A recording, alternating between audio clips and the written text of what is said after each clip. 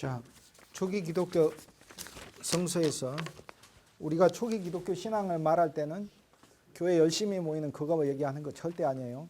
그리스도 예수를 믿는 신앙 전체를 말하는 거예요. 그리스도 예수를 보고 그리스도 예수를 이해하고 그리스도 예수에 대한 관점을 말하는 거예요. 그게 초대교회 신학이에요.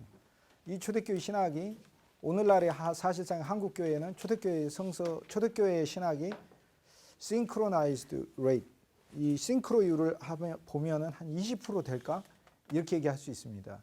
우리가 초대교회를 말을 하는 이유는 뭐냐면 그리스도 예수와 가장 가까운 시대고 예수의 제자들에 의해서 세워진 교회이고 예수 그리스도의 제자의 제자들에 의해서, 그러니까 그리스도에 의해서 12사도는 목양받았는데 그 12사도에 의해서 목양받은 사람들이 세운 그 교회 안에 그들이 믿었던 예수 그리스도의 신앙을 말하는 거예요. 그 신앙 속에는 그들이 이해한 성서, 그들이 풀이한 성서의 해석들, 그들이 보았던 성서 전체에 대한 그 관점을 이야기를 하는 거예요. 이것이 바로 초대교회 신앙이에요. 그러니까 예수 열심히 믿어가지고 무슨 순교하는 그런 각오 이런 거 얘기하는 거 아닙니다. 그런 관점을 말하는 것이 아니다. 이 번역에 있어서 안타까운 점은 이 번역하는 번역자들이 초대교회의 성서 해석의 핵심적인 키를 알고 번역을 해야 이게 참으로 중요한 것인데 그 몇 가지 키들을 놓치면은 전혀 엉뚱한 이야기가 되게 됩니다. 실제로 그렇습니다. 예를 들어서 칸트 철학에서도 칸트가 네이처란 말을 쓰는데 자연이라는 뜻보다는 인간 본성이라는 뜻으로 많이 쓰거든요. 근데 자꾸 칸트가 자연 이야기하는 줄 알고 자연이 아니라 인간 본성에 대한 이야기를 하고 그 네이처란 말을 쓸 때는 인간 본성에 대한 이야기들을 많이 하고 있어요. 그러니까 이게 그 사람이 가지는 어떤 인식이 하나가 잠깐 비껴나 버리면은 전혀 딴 얘기하는 것으로 이해가 돼버리는 것이죠. 초대교회 성서 신학에 있어서 가장 핵심적인 거 하나가 있습니다. 그거 하나를 말씀드리면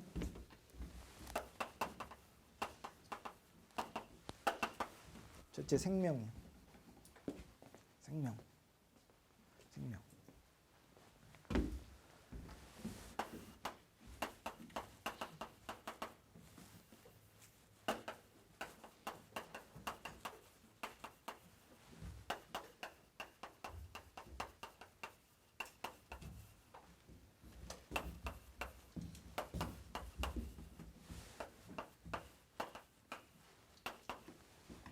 생명은 두 종류가 있어요.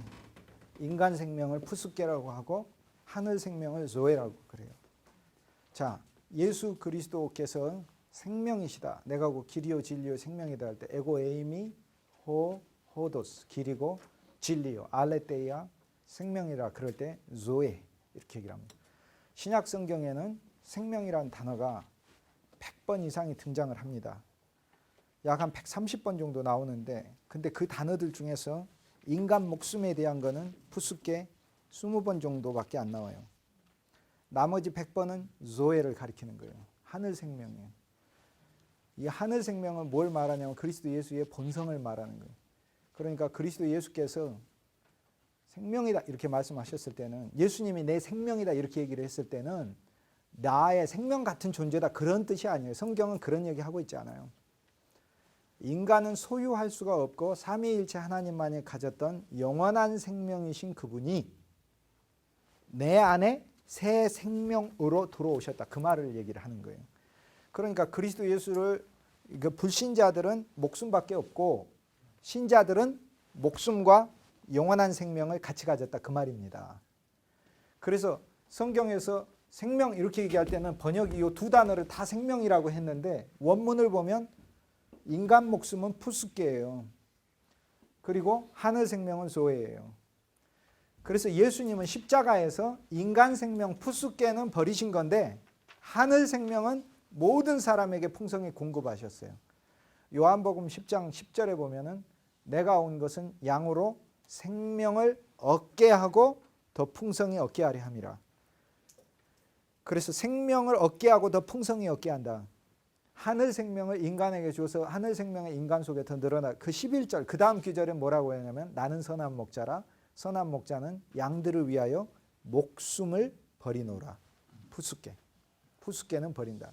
예수 그리스도의 십자가 사건은요 인간의 아들로서 그리스도가 죽으시면서 우리를 대신한 속죄의 제물로 푸스케를 버리신 사건이고 하나님의 아들로서 하나님 자신으로서 그분이 십자가에서 죽으시면서 그분의 육이 깨어져서 온 우주 시간과 공간을 초월하여 그리스도 예수 안에서 선택된 모든 사람들에게 하늘 생명을 공급하신 거예요.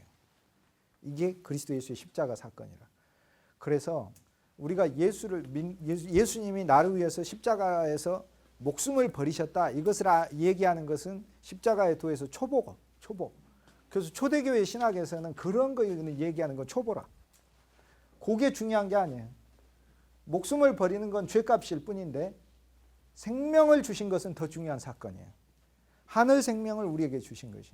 그래서 초대교회에서는 이 조회가 참으로 중요한 거예요. 이것이 모든 것을 푸는 키입니다. 그럼 순교를 왜 합니까? 순교를 왜? 용기가 대단히 순교하는 거예요? 그리스도인들이 순교하는 이유는 왜 순교하냐면은 원래 불신자들은 뭐만 있어? 푸수께. 온 우주에서 단 한 명의 인간도 조회를 소유해 본 적이 없어. 하늘 생명을. 하늘 생명이니까. 단 한 사람도 없어. 온 우주에 유일하신 분이 그리스도 예수뿐인 거예요.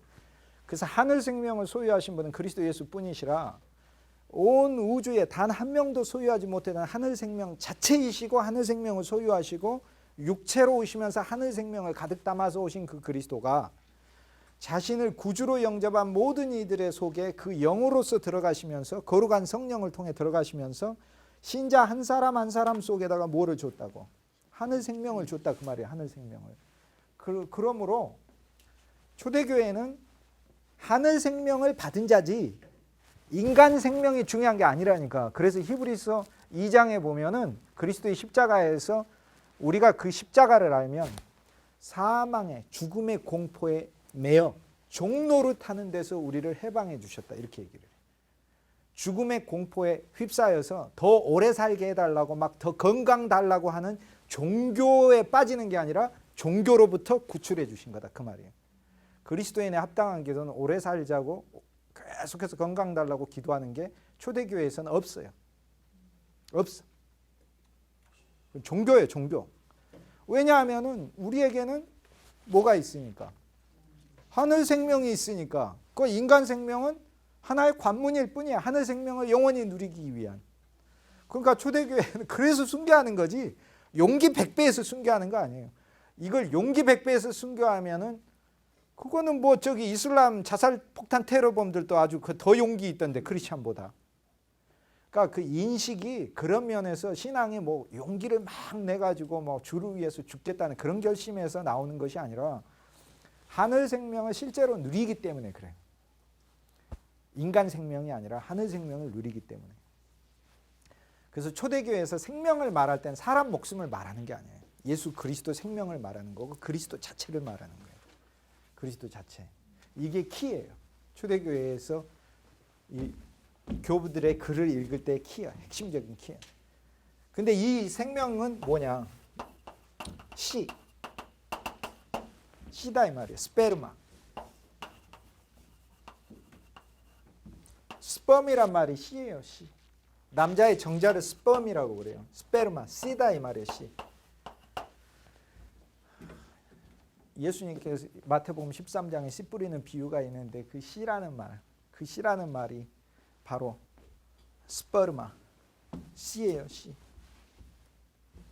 갈라디아서 3장 16절에 보면 아브라함에게 많은 자손을 약속하신 것이 아니요, 많은 씨를 약속하신 것이 아브라함이 구약에 아브라함에게 주신 약속은 하나님께서 아브라함아, 네 자손이 많아지겠다 이런 약속 준 적이 없어요. 성경은 그런 거 말씀하신 게 아니라 한 자손을 줄 것인데. 한 자손으로 인하여 많은 자손이 나리라 해요. 그러니까 아브라함에게 준 약속은 한 자손이 태어난다는 거예요. 그거를 바울이 갈라디아서 3장 16절에서 풀이를 하고 있어요. 갈라디아서 3장 16절에서 그것이 구약을 푸는 키예요. 전체. 그 키. 그래서 초대 교부들은 성경을 푸는 몇 가지 키들이 있어요. 열쇠. 갈라디아서 3장 16절. 요한복음 3장 16절 우리가 처음 예수 믿을 때 보는 받아들이는 키고 사도행전 3장 16절은 신앙 안에서 승리하는 비결이 들어있는 키고 고린도전서 3장 16절은 우리 자체가 얼마나 귀한 존재인가를 가르쳐주는 키고 갈라디아서 3장 16절에서는 구약 성경을 여는 비밀이 들어있는 키라니까요. 아브라함에게 말씀하신 것은 많은 자손을 가리켜 말한 것이 아니라 오직 한 씨를 가리켜 말한 것인데 이 씨는 곧 그리스도 씨니라. 쉽게 얘기해서 하나님께서 구약에 아브라함아 너에게 많은 자손을 준다 이런 약속한 적이 없고, 아브라함아 너에게 한 자손이 있을 것인데 이 한 자손을 통해 하늘의 별처럼 바다의 모래처럼 많은 자손이 나리라 해요. 그래서 구약에 있어서는 이미 그리스도 예수를 통해 하나님의 자녀가 수없이 태어난다는 그리스도 예수가 통로예요. 통로. 모든 이가 태어나는 통로예요. 그리고 그 그리스도 예수가 모든 이에게 새로 태어나게 하는 씨를 공급하시는 그 씨예요. 지난 학기에 논문 심사할 때 어거스틴 쓴 분이 있었어요. 근데 어거스틴 쓴 분이 이거를 스페르마가 헬라어 스페르마가 라틴어로 하면 게누스가 된다 이 말이에요. 게누스. 씨가 되는데 진. 우리 속에 있는 진. 씨가 되는데 그 어거스틴 신학에 있어서 핵심이 뭐냐면은 어거스틴 신학은 이 스페르마가 온 우주를 매번 새롭게 한다. 이거 온 우주를 새롭게 한다. 이 스페르마가 들어오면은 내 개인만 새로워진 게 아니라 그 개인의 우주가 새로워진다. 여러분 우주하고 내 우주가 다릅니다. 여러분 삶과 내 삶이 다르듯이. 그런데 이것이 옛사람 아담 안에서는 다 똑같은데 새 아담이신 그리스도 예수 안에서는 전혀 새로워지는데 이 새로워지는 건 나의 노력이 아니라 새로운 씨가 들어와서 이 씨의 확장과 성장에 의해서 가능한 것이다. 그래서 어거스틴이 계속 이 스페르마에 의해서 즉 제누스에 의해서 세상이 계속 새로워진 그 씨가 뭐예요? 그리스도예요. 그 계속 그리스도를 말하는데 그 논문을 정작 쓰면서 어거스틴이 이거를 이제 종자라고 우리말로 번역을 해가지고 학자들이 또는 종자 또는 씨라고 번역한 사람은 드물어요. 종자라고 번역한다든지 아니면은 기원이라고 번역한다든지 다 이게 논문 장님들이. 오거스틴의 글에는 그게 그 스페르마는 바로 갈라디아서 3장 16절에 나오는 그리스도예요. 그리스도가 만물을 새롭게 십자가에서만 새롭게 했을 뿐 아니라 지금도 내 우주에서 계속해서 나를 새롭게 하시는 씨라 그 말이에요. 그러니까 그 관점 자체가 이게 한번 눈이 어두워 버리면 이제 볼 수가 없어요. 뭔 얘기하는지. 그러나 교부들처럼 쉬운 얘기하는 사람들이 없어요. 처음부터까지 그리스도만 말하니까 그처럼 쉬운 게 없어요. 다 너무나 쉬워. 그래서 생명은 성경에서 그래서 보면은 찬송도 번역이 엉망인 찬송들이 있어요. 나의 영원하신 기업 생명보다 귀하던데 생명보다 귀하다가 아니에요. 나의 영원하신 기업 목숨보다 귀하다예요. 왜냐하면 성경이 생명이라고 말을 할 때는 조회만 진짜 생명이기 때문에 그래요. 하늘 생명이니까. 성도가 새로 교회에 오는 게 새 생명이 아니에요. 그 영혼 속에 그리스도 예수가 새로 들어가서 옛 생명을 끝내고 새 생명을 주었기 때문에 그리스도 예수가 새 생명이신 거지. 1973년도까지만 하더라도 어설프게 그래도 한국 교회가 인식이 있었어요. 1973년도에 그 대성에 막 여의도에서 70년대 초반에 대성에 가질 때 표가 뭐였는 줄 아십니까? 나는 찾았네. 뭘 찾았어요? 새 생명 예수. 새 생명 예수였다니. 그 새 생명은 새 신자가 새 생명이 아니에요. 예수 생명은 우리 속에 늘 새 생명이에요. 오늘 아침에도 이 예수 생명은 저한테 새 생명인 거예요. 늘 나를 새롭게 하시는 생명이고 매일 나를 십자가의 죽음을 적용시켜서 끝내는 생명이니까. 그리고 이 생명은 요한복음 3장 16절에 조에인데 조에에다가 예수님이 붙여놨어요. 몇 가지 설명을. 아이오니스, 영원한 생명이라. 그러니까 영원을 가져온 생명이에요. 영원을 가져온 생명.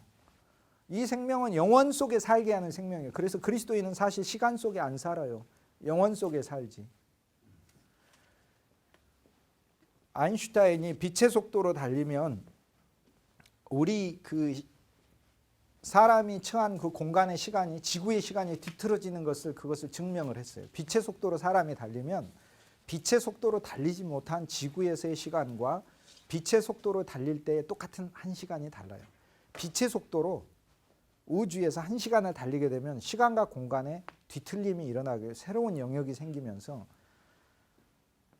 빛의 속도의 한 시간은 지구에서의 7년입니다. 7년. 그래서 빛으로 우주를 하루 여행하고 오면 지구에서는 100몇십 년이 흘러요. 근데 이거는 뭘 이야기하냐면 그리스도 예수께서는요. 영원의 관점에 있어요. 영원의 관점. 영원의 관점에 있어서 이거를 시간과 영원에 대해서 가장 깊게 본 분이 바로 어거스틴이에요. 어거스틴보다 근대 철학자들도 그 발바닥도 못 따라가요. 몰라요. 시간과 영원에 대해서. 우리는 시간 안에서 창조됐으니까 시간 안에서 살지만 겨우 시간을 벗어나거나 시간을 뒤틀 수 있는 방법이 하나 있는데 빛의 속도로 사는 거 또는 빛 안에 사는 거죠. 빛 안에 있으면은 왜냐하면 빛이 속도로 달리니까 우주선이 빛의 속도로 달린다는 건 내가 우주선 안에 빛 안에 있는 걸 말하는 거지. 그러면은 시간은 뒤틀린다는 것을 물질적인 것을 통해서는 알아냈어요. 사람이 최근에. 근데 이미 오거스틴은 1700년 전에 하나님은 시간 안에만 계시는 것이 아니라 시간을 초월하여 본래 영원에 계신다. 영원에 계심으로 우리는 내가 인생 살면서 이렇게 걸어가서 내 앞에 미래, 지금 현재 이렇게 과거를 보지만 하나님은 그렇게 우리를 보지 않으셔요. 시간 안에서 보시는 게 아니라 시간 바깥에서 영원에서 보시니까 나의 모든 과거, 현재, 미래를 그분에게는 영원한 현재로 보셔요. 영원한 현재. 이걸 이터널 프레젠트라고 부릅니다. 영원한 현재.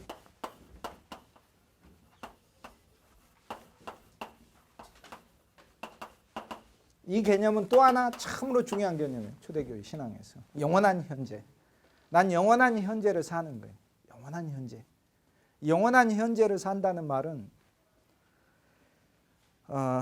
자, 예수님께서 베드로를 처음 만났을 때 갈릴리 어부로 만났을 때 베드로는 무식하고 그런 사람이었어요. 좀 지나고 나면은 이 베드로는 예수님을 잘 따라다녀요. 그런데 또 좀 지나고 나면은 이 베드로는 예수님을 부인하게 돼요. 또 좀 지나고 나면 회개하고 이제 주님에 의해서 다시 사로잡히게 되는 거예요. 자, 주님이 베드로를 처음 만났을 때 베드로는 어리석은 자예요. 주님이 베드로의 발을 씻길 때 주님은 뭐 그 다음 날 배반하고 그날 밤에 배반하고 뭐 이런 거 알면서도 씻어주는 막 그런 정도가 아니에요. 주님이 베드로를 볼 때는 베드로의 과거, 현재, 미래를 총칭해서 봐요. 주님의 베드로의 발을 씻을 땐 뭐 그날 밤에 부인함에도 불구하고 사랑해서 씻어주는 그런 차원이 아니에요. 그 발은 그리스도 예수 당신보다도 더 멀리 세계를 다니면서 복음 자체를 전할 발인 거예요. 그게 주님이 베드로를 갈릴리 호숫가에서 처음 만났을 때 이 베드로는 예수 그리스도께서는 시간 안에서 봤을 땐 그 시간 안에서 베드로의 현재는 갈릴리 호숫가지만 영원한 현재에 계신 주님이 베드로를 봤을 때 이미 베드로는 십자가에 못 박힌 베드로예요. 예수님 대신 거꾸로 못 박힌 사람, 로마에서. 이것이 하나님이 우리를 보는 현재의 모습. 이게 영원한 현재예요. 영원한 현재. 하나님은 시간으로 우리를 보지 않으셔요. 영원한 현재로 보지. 영원한 현재. 그래서 그리스도인이 이 생명은 영원 생명이라 그래서 영원이라는 그 포인트 자체가 틀려요. 우리가 영원한 생명, 이 조에 아이오니스를 줄여서 영생이라고 부르는데 이것은 죽고 나서 오래 사는 그런 거 아니에요. 그건 불교 개념이에요. 그건 기독교 초기 기독교 개념이 절대 아니에요. 영원한 생명은 인간 생명이 전혀 온 우주에서 한 번도 가져보지 못한 하늘 생명이 우리에게 나와서 이 생명으로 산다는 걸 말하는 거예요. 이게 그 컨셉트가 틀려요. 전혀. 죽고 나서 오래 사는 거 그거 아니에요. 전혀. 예수 안 믿어도 오래 살아요. 뜨거운 불못에서 영원히 살아요. 그 성경이 말하는 영원한 생은 영원히 사는 생을 말하는 게 조에 아이오니스, 영원한 생명의 준말이에요. 그래서 죄의 싹은 사망이요. 하나님의 은사는, 하나님의 선물은 예수 그리스도 안에 있는 영생인데 영생이 뭐예요? 영원한 생명이라. 영원한 생명을 우리에게 줬다 그 얘기. 영원한 생명을. 그러니까 이게 초대교회에는 이 개념이 있어서 전체가 세계관 자체가 틀려요. 이게. 그러니까 그들에게 있어서는 그들은 시간을 살지 않아요. 영원을 살지. 시간 안에 일어나는 일 아무 의미가 없어. 누가 뭐 이렇게 하고. 시간 안에서 일어나는 거 개인의 길흉 화복도 아무 의미가 없어. 누가 뭐 돈 많이 벌고 또는 누가 뭐 망해버리고 아무 의미가 없어. 영원을 사니까. 그러니까 그것이 실제인 사람이에요. 이게 초대교회 신앙이에요. 그러니까 그 글들을 읽을 때 우리가 거리를 느낀다는 건 이건 여러분들이 굉장히 너무나 많이 멀리 왔다. 그냥 그렇게 생각하시면 돼요. 인간의 굉장히 못된 습성들이 있습니다. 우리가 예수 그리스도를 믿을 때 여러 습성들이 나오는데 구주를 믿은 것 때문에 너무 기쁜 것까지는 좋은데 기뻐서 바로 뭘 해보려고 하는 것. 두 번째, 자기 방식으로 그리스도를 믿으려고 하는 것. 역사신학은 자기 방식으로 그리스도를 믿는 자들이 십자가를 만나서 못 박혀야 되는 거예요. 그리스도는 그리스도 방식으로 믿거나 굳이 학문적으로 이야기하자면 2000년 동안 그리스도 예수로 성공했던 사람, 그 세상적 성공이 아니라 세상적 성공은 없어요. 켈빈이 죽을 때 남긴 건 장례식 하면 끝나는 돈밖에 없었어요. 웨슬리의 재산은 말 안장에 있었던 것뿐이에요. 전부 다 그의 재산이. 세상적으로 완전 실패한 사람이에요. 이 사람들. 그러나 세상적 실패가 아니라 하늘 안에서 성공한 사람들이에요. 천국에서 가장 큰 자들이에요. 작은 자도 아니고. 그러니까 우리가 예수를 믿는다는 것은 세상 안에서의 어떤 엄청난 성공 이런 차원이 아니에요. 그러니까 영원 안에 사는 거기 때문에 어떤 그 컨셉트가 틀려요. 누구를 부러워하겠어요? 누구를 부러워하겠어요? 그러니까 초대교회 성도들이. 그리고 시간 안에 살지 않으니 시간 안에 뭐 힘든 일이 일어나고 어려운 일이 일어나고 뭐 연년에 하지를 않는 거예요. 그 삶에 대해. 근데 이것을 저는 개인적으로 많이 이제 초대교회 신앙을 개인적으로 적용할 때 굉장히 풍성해집니다. 내 개인적으로 제 개인적으로. 저 개인을 보면은 내가 시간 안에 있는 나의 모습을 보면 아직도 굉장히 한심해, 한심. 그런데 영원한 하나님은 내가 태어날 때 지금 내가 이 서 있는 순간 뭐 내가 심지어는 뭐 공부할 때 나중에 내가 죽는 순간까지 하나님은 현재로 보신다 이 말이에요. 현재. 그러니까 이게 이렇게 이해하시면 돼요. 인간은 이렇게 시간이 흐르잖아요. 이게 지금 현재 여러분이 있다 그러면 이게 현재 나, 그죠? 나. 이게 미래, 과거, 그죠? 하나님은 시간 안에 계신 게 아니라 영원에 계신다. 그래서 동시에 보신다니까. 이렇게 동시에 보셔. 그래서 하나님의 눈에는 여러분은 이미 거룩해진 성취된 자로 보셔요. 그것은 우리가 뭘 잘해서가 아니라 하나님이 가지는 본질적 속성 때문에 그래요. 영원이라는 속성 때문에. 시간을 초월하셔요. 그리고 시간을 말아버리셔요. 나중에. 끝내버리셔요. 그러니까 그 시간 안에 매여가지고 하는 오늘날 기독교는 너무 시간에 매여 있어요. 시간에 매인다는 건 바쁘게 산다는 뜻을 얘기하는 게 아니에요. 그런 차원이 아니에요. 지금 뭘 이야기하냐면 시간 안에서 일어나는 사건들을 마치 예수님이 다뤄주는 것이 예수 믿는 것처럼 생각하고 있다 그 말이에요. 시간 안에서 뭐 누가 태어나고 누가 병 걸리고 누가 뭐 망하고 다시 사업나 하고 이런 차원이 아니에요.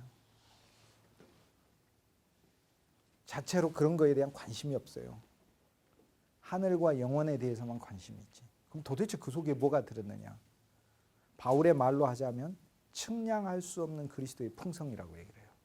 측량할 수 없는 그리스도의 풍성은 그리스도가 주는 뭐 외적인 걸 가리키는 게 절대 아닙니다. 절대 아니에요. 진짜 그 그리스도 예수는 살아계신 분이신데 우리가 예를 들어서 우리 종 목사님 같이 만나서 종 목사님이 예를 들어 저한테 뭐 맛있는 빵을 사줄 수도 있죠. 빵 이상의 걸 많이 사주셨죠. 그것이 정 목사님에 나오는 풍성이 아니라 정 목사님하고 자체로 만나서 얻는 이 풍성이 있다 그 말이에요. 그리스도 하물며 사람이 참으로 성숙한 사람과 만나도 그런 풍성이 느껴지는데 온 우주에 하나님 자체이시오 온전 자체이신 그리스도 예수 그분 인격 안에 우리가 알면 알수록 빠져들 수밖에 없는 그 매력과 아름다움이 왜 없겠어요? 왜 없겠냐고. 사람도 개인적으로 어떤 좋은 사람 만나면 참 멋있고 그 사람 만날 때면 그 사람이 나한테 뭐 돈 주고 뭐 해주고 그런 게 아니라 만나면 즐겁고 기쁘고 그 사람과 얘기하면 편안하고 하고 하는데 왜 하물며 인간과는 비교가 안 되는 그리스도 예수 그분이 인격이시고 살아있는 분인데 왜 그분 안에 그분이 나에게 주는 엄청난 그 풍성이 없겠냐고 이게. 근데 그 인격이신 그 그리스도가 내 안에 계시고 나하고 그 하나님 안에 담겨 있는 하나님의 신성, 하나님의 본성, 하나님의 본질, 하나님의 요소, 하나님의 속성, 또 하나님이 기본적으로 취하셨던 모든 것들, 영광과 보좌와 권세, 그분이 십자가에서 옛 아담을 끝내셨던 것들, 옛 창조를 완전히 종교시킨 것들, 그리고 부활하셔서 부활 생명 안에 들어있는 것들, 우리 삶 안에서 우리가 사망에 매여 있는 모든 것들을 부활 생명으로 바꾸어주는 그 부활 생명이 들어있는 것들, 승천하셔서 영광과 보좌와 존귀와 권세를 다 얻으신 것들, 이것들을 다 담고 오셔서 나한테 선물하시고 매일매일의 삶에서 그리스도 예수 안에 있는 풍성을 누리게 한다. 이것이 초대교회 신앙이다 그 말이에요. 그러니까 돈 있는 사람이 부럽겠습니까? 누가 부럽겠어요? 조부들이. 그게 부럽겠어요? 시간이 부럽겠어요? 오래 사는 게 부럽겠어요? 전혀. 시간 안에 살지 않으니까 오래 사는 거에 대해서 연연해하지도 않고 목숨에 대해서 이미 끊었기 때문에 영원한 생명을 누리니까 그렇다고 뭐 순교하자고 막 자발적으로 막 나대고 그런다는 게 아니라 하나님의 환경을 마련하셔서 나를 피의 간증으로 세우신다. 그러면 그냥 잠시 세상에 살면서 항상 찬송 부르다가 날이 저물어 오라 하시면 억울해서 못 가겠네 하면서 강제로 끌려가는 게 아니고 영광 중에 나아가리. 그 영광 중에 나아간다 그 말이에요. 그러니까 어떤 포인트가 틀린다. 관점이 다르다.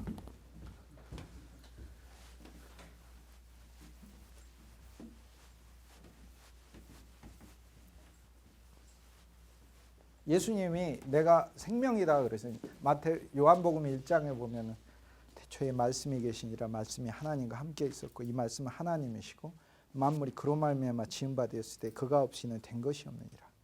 그 안에 조에가 있었나니 그 안에 뭐가 있었어요? 생명이 있었나니 삼위일체 하나님만이 가진 영원한 생명을 우리 인간에게 주려고 오셨다 그 얘기죠. 그래서요 사실상 예수 그리스도의 가장 놀라운 일은요 십자가에서 우리를 위해 피 흘리신 사건이 아니에요. 그거는 그리스도의 풍성 중에 아주 초보입니다. 더 엄청난 건 삼위일체 하나님만이 가지는 그 생명을 우리한테 주신 사건이에요. 그거라니까요. 그 다음 또 하나.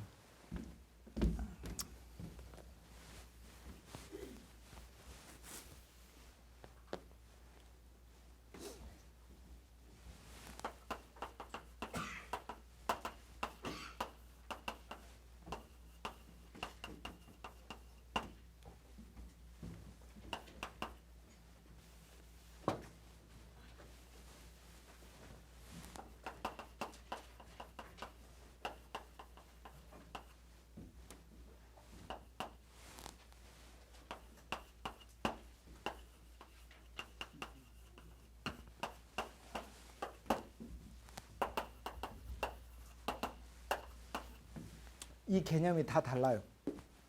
초기 기독교에선 교부들에게는 이 개념은 어떤 개념도 같지 않습니다. 전부 다 다른 개념.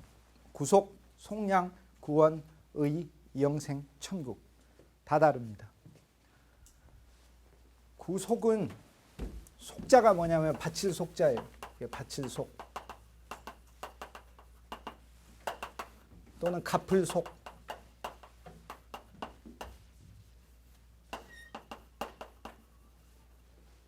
리추론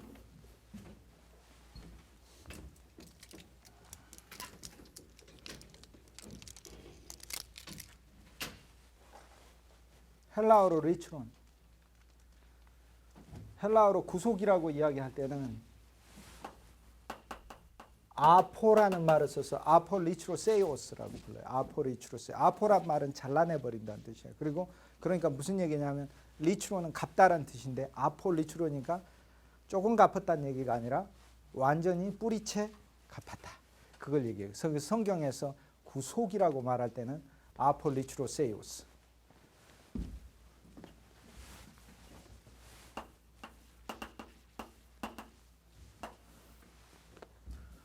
이건 뭘 이야기하냐면 그리스도 사건이 우리에게 구속주로 오셨는데 구원주하고 다릅니다. 속량의 주하고도 달라요. 전혀 달라요.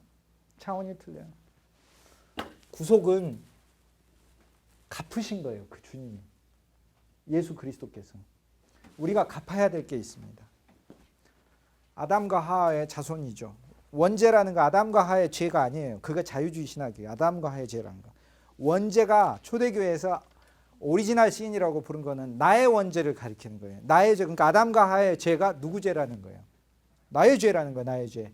왜냐하면 내가 아담과 하와의 엄청난 확장이고 복제이고 복제일 뿐 아니라 확장이고 엄청난 증가고 팽창이고 충만하니까.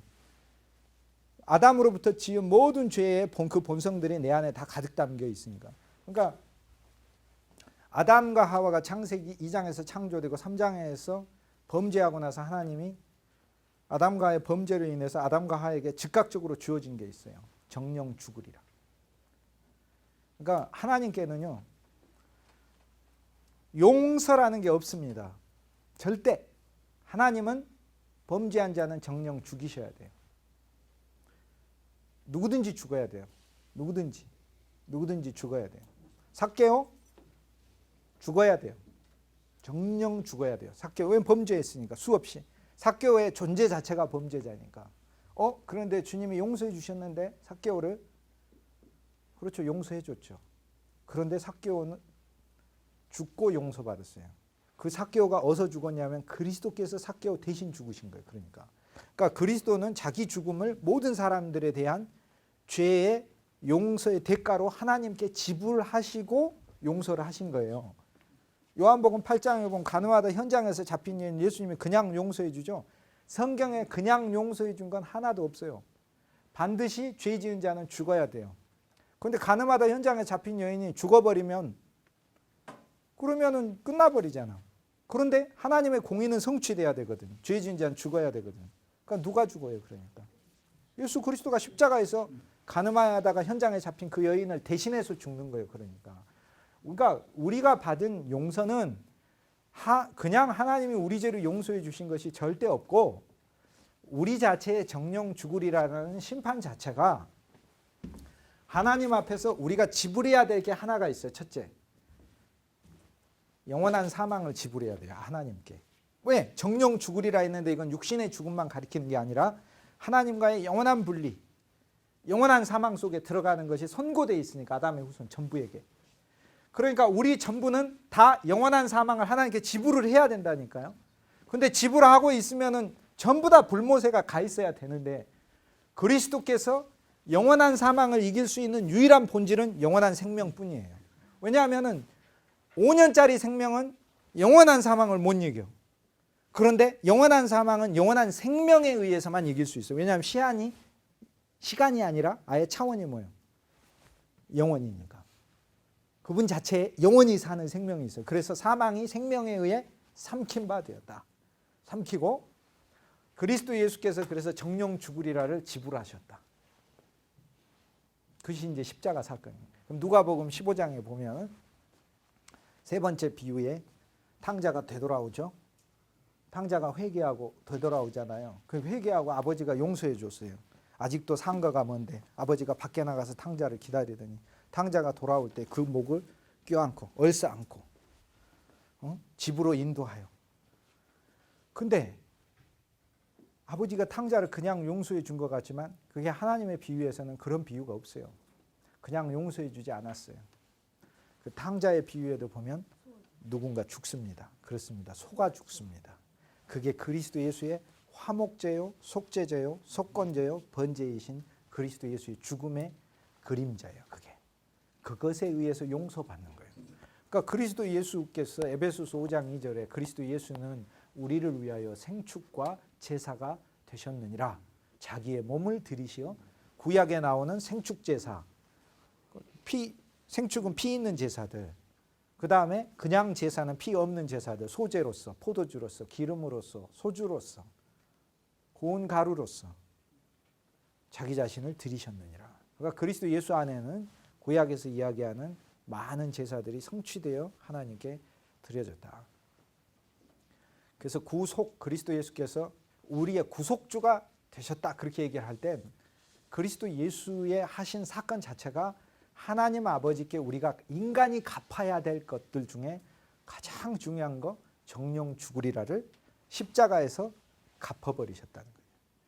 그러니까 이것을 믿는 모든 자들에겐 정령 죽으리라가 없다는 이야기입니다. 믿음으로 받아들이는 사건이니까. 뭐 여러분은 믿는지 안 믿는지 모르겠지만 적어도 저는 분명히 예수님이 갚았으니까, 저는 죽었다 깨어나도 갚았으니까. 그 다음 두 번째, 구속에서 하나 더 들어가면 고린도전서 1장 이 30절에 보면 너희는 하나님께로 나서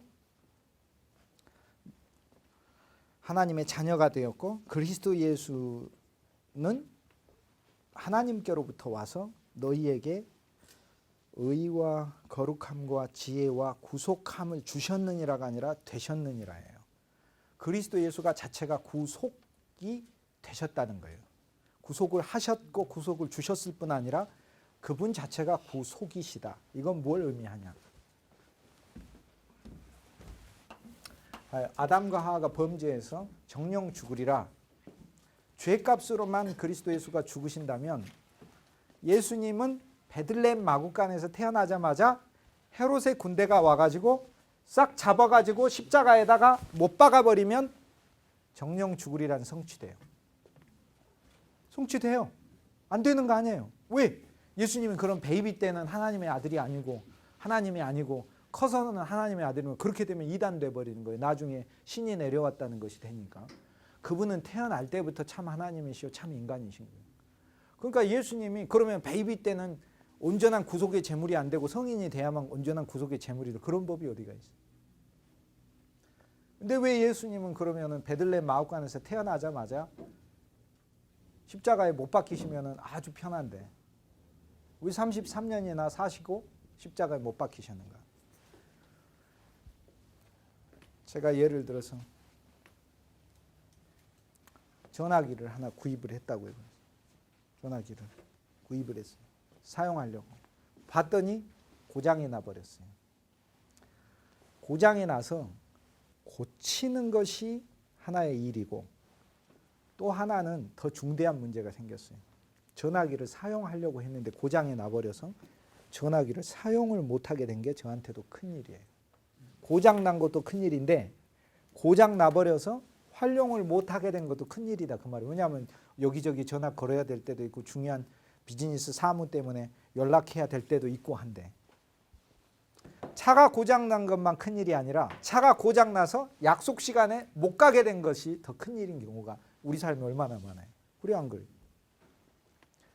아담과 하와를 하나님이 창조하셨을 때 아담과 하와가 범죄한 것만 하나님께 큰 문제가 아니에요.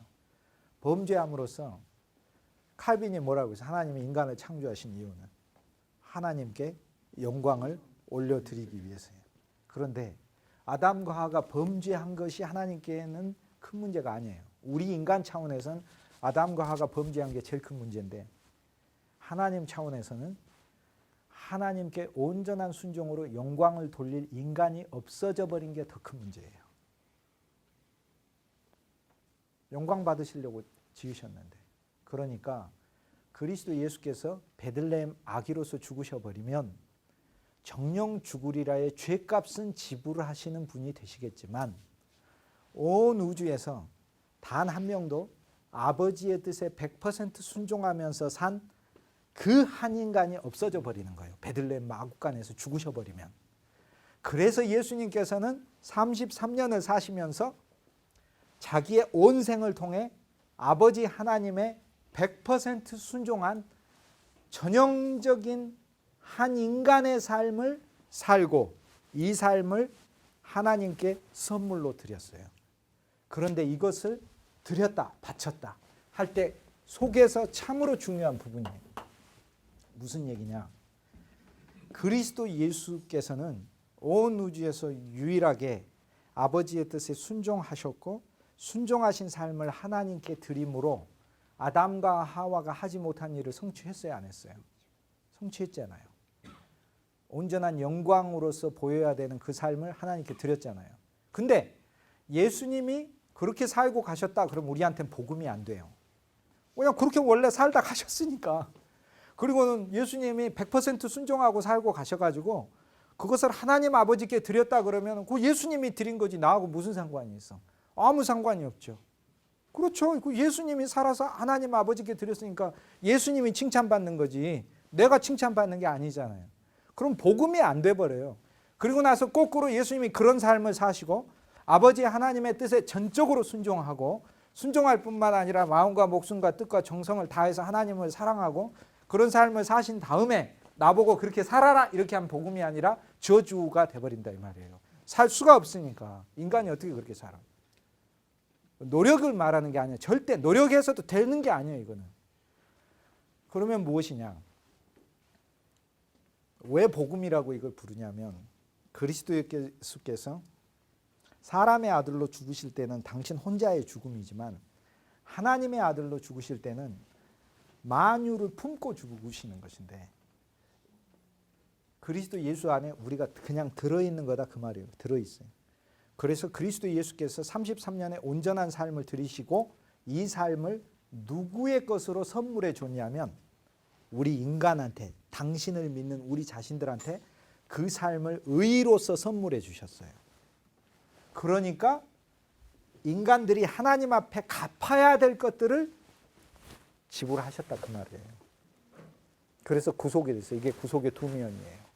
하나는 죄값이요. 또 하나는 하나님의 뜻에 온전히 순종해서 사는 한 사람의 삶을 예수께서 사시고 산 이 삶을 저에게 여러분이 데이터 선물하듯이 뭐 휴대폰 몇 분 선물하듯이 우리한테 선물을 해주셨어요. 이것이 네 것이다라고 선물을 해주셨어요.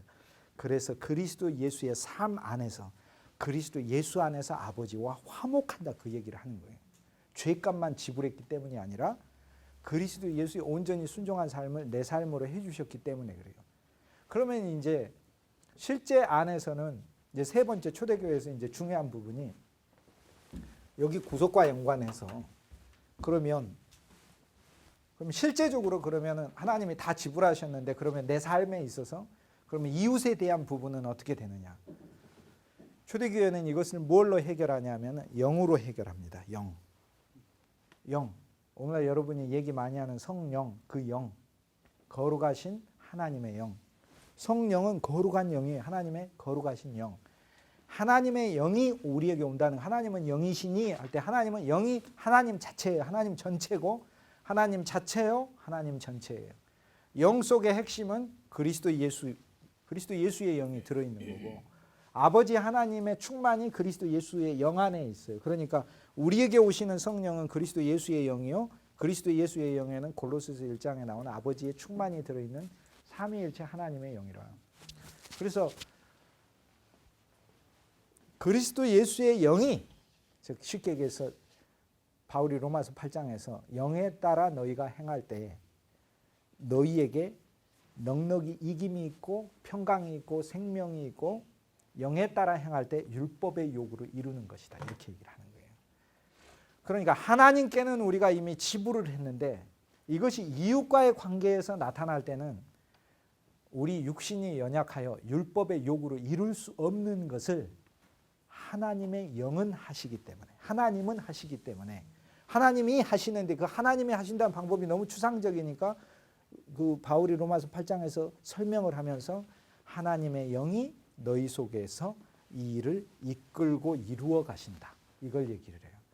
그러면 초대교회는 신앙의 포커스가 어디 있겠습니까? 자, 아까 말씀드려서 시간이 아니라 영원이에요. 뭐 올해 몇 년을 살게 해주셔서 감사 이런 게 없어요. 초대교회 기도가 수백 개를 읽어봐도 뭐 장수에서 감사 이런 기도가 없어요. 돈 많이 벌어서 감사 이런 거 없어요. 시간 안에 살지 않아요. 세상 안에 살지 않고. 두 번째, 영원한 생명을 누리는 거예요. 영원을 누리는 거고 하늘을 누리는 거예요.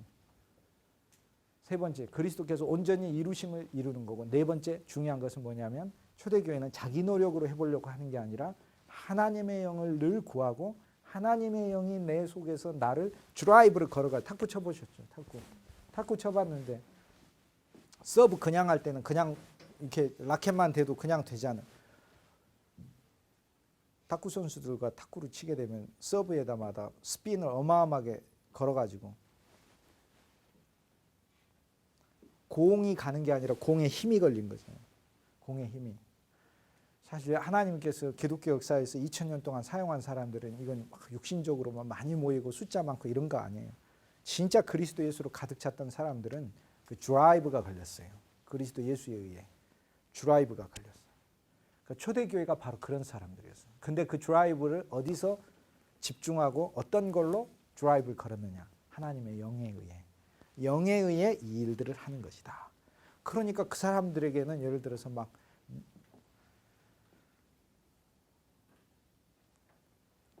세상과 나는 간대없고 구속한 주만 보이도다가 실제가 되죠. 이것이 나의 간증이요. 그게 간증이 되는 거예요. 세상과 나는 간대없고 구속한 주만. 이건 노력이 아니라 하나님의 영에 의해 하나님의 영이 우리를 이끌고 가시고 드라이브를 걸어서 하는 일이다. 그래서 실제 우리 삶에서 그리스도 예수께서 하나님께 다 갚으신 것을 이웃을 통해서 실제 나타나게 해야 하나님의 교회가 이루어지는데, 이웃에게 나타나게 할 때 우리를 온전케 하시는 이인 하나님의 영에 의해서 영에 따라 살면서 하게 하는 일이다. 그럼 하나님의 영이 하시는 일은 무엇이냐? 하나님의 영이 하시는 일, 하나님의 영은 본질적으로 생명의 영이라고 했으니까 로마서 8장 1절에 죄와 사망의 법에서 생명의 성령, 성령의 본질은 조예예요. 조예. 생명이니까 이 생명이 와서 하는 일은 모든 것을 십자가로 데리고 가서 십자가에서 끝내버리시는 일이라. 물질 좋아하는 것도 십자가에서 끝내시는 거야. 명예 좋아하는 것도 십자가에서 끝내시는 거야. 높아지는 것 좋아하는 것도 십자가에서 끝내시는 거야. 세상 안에서 세상 것을 누리고자 하는 것도 십자가 안에서 끝내시는 거야. 시간 안에서 오래 살고 시간 즐기고 싶어하고 시간 속에 일어나는 일들에 의해서 좌우되고 하는 것도 십자가에서 끝내시는 것이라. 왜냐하면 그 영은 그리스도의 영이기 때문에, 성령은 그리스도의 영이에요. 히브리서 9장과 10장에 보면 예수 그리스도조차도 성령에 의해 자기의 몸을 십자가에서 들이셨다 했어요. 예수님도 스스로 드린 게 아니라 성령에 의해 들이셨어요. 그래서 하나님의 영은 우리를 십자가로 가져가는 영이에요.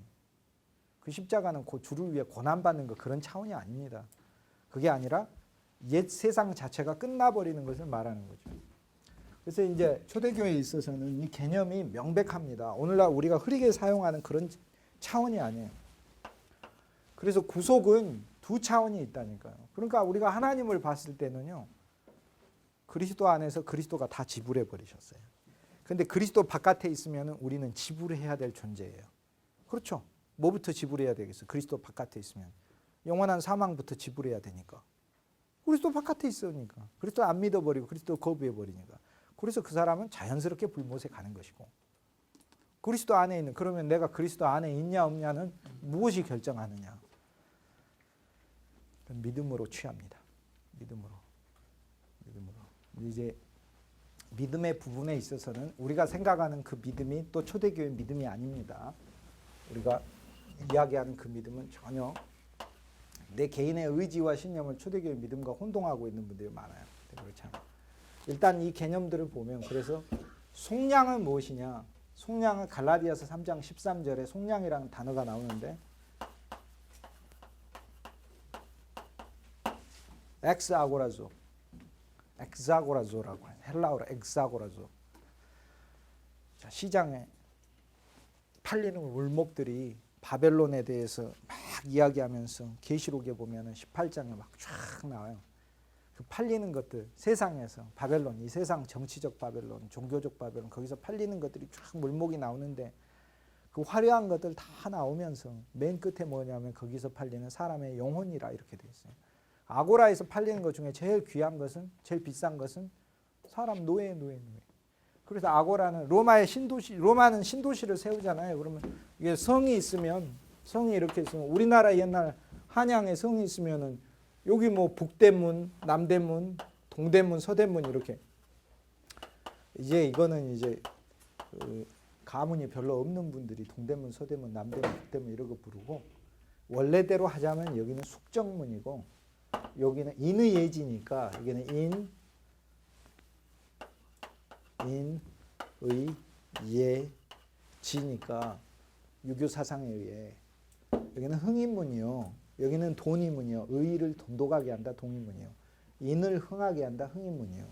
예를 숭상한다 해서 숭례문이요. 여기는 지자를 써야 되는데 지자 대신에 임금 계신 경복궁이 있으니까 여기는 지자를 안 쓰고 꾀정자를 써가지고 숙정문이라고 불러요. 그러나 경복궁이 있어서 여기는 민간 출입이 금지돼 있어요. 조선시대 때. 여기 이 문은 출입할 수가 없어요.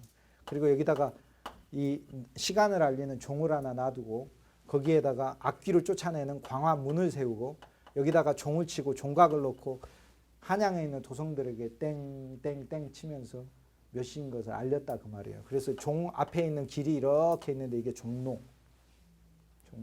종이 있으니까. 로마도, 근데 우리나라는 시장이 여기 많이 있었고 여기 많이 있었어요. 그냥 팔도에서 이렇게 들어오면서 이렇게 와가지고 이거 호남 땅에서 영남 땅에서 이렇게 와가지고 남대문에서 1차 풀고 한양에 와가지고 이 동대문에서 또 한 번 풀어요. 그래서 남대문과 동대문은 전통적으로, 그런데 특징이 남대문 아래서 올라오는 교역 물건이 많고 동대문은 한양 땅 안에서 자체로 통용되는 이 자체 안의 경제구역이에요. 그러니까 동대문 시장, 남대문 시장이 다 유명하지만 조선시대부터 약간의 흐름이 다르다. 물건 사러 옛날에 남대문 시장 많이 가셨잖아요. 이렇게 옷 사러도 많이 가고. 이렇게 올라올 때 호남 땅에서 올라오고 영남 땅에서 올라오는데 여기 만나는 지점 여기가 어디? 여기가 이 천안이에요. 천안. 여기 삼거리. 천안 삼거리. 이거 천안. 그래서 이 천안은 대대로 역사적으로 우리 모든 민족이 서울에서 먼저 만나기 전에 미리 만나는 곳이 여기서. 미리 만나는데 술 좋아하는 사람은 저기 흥타령이나 부르고 뭐 그렇게 하면서 뭐 능소야 버들 뭐 하면서 그러고 하는 거고, 그렇지 않은 사람은 이곳에서 이제 또 새로운 지역에서 왔던 사람들과 이제 교제를 하는 거죠. 이 역사적인 곳에 우리 호수대학교가 서 있다 이 말입니다. 우리 호수대학교가. 로마는 도시를 세우면, 자, 로마가 도시를 세우니까 외적의 침을 막기 위해서 성벽은 쌓지만 성벽 사이를 통과하는 직로를 딱 만들어 버립니다. 직가, 스트레이트 로드. 왜 그러겠어요? 군대 통용하기 쉽게 하는 거죠. 이렇게. 그리고 그 직가 한 중심에 아고라를 만들어요. 아고라가 시장이에요, 시장.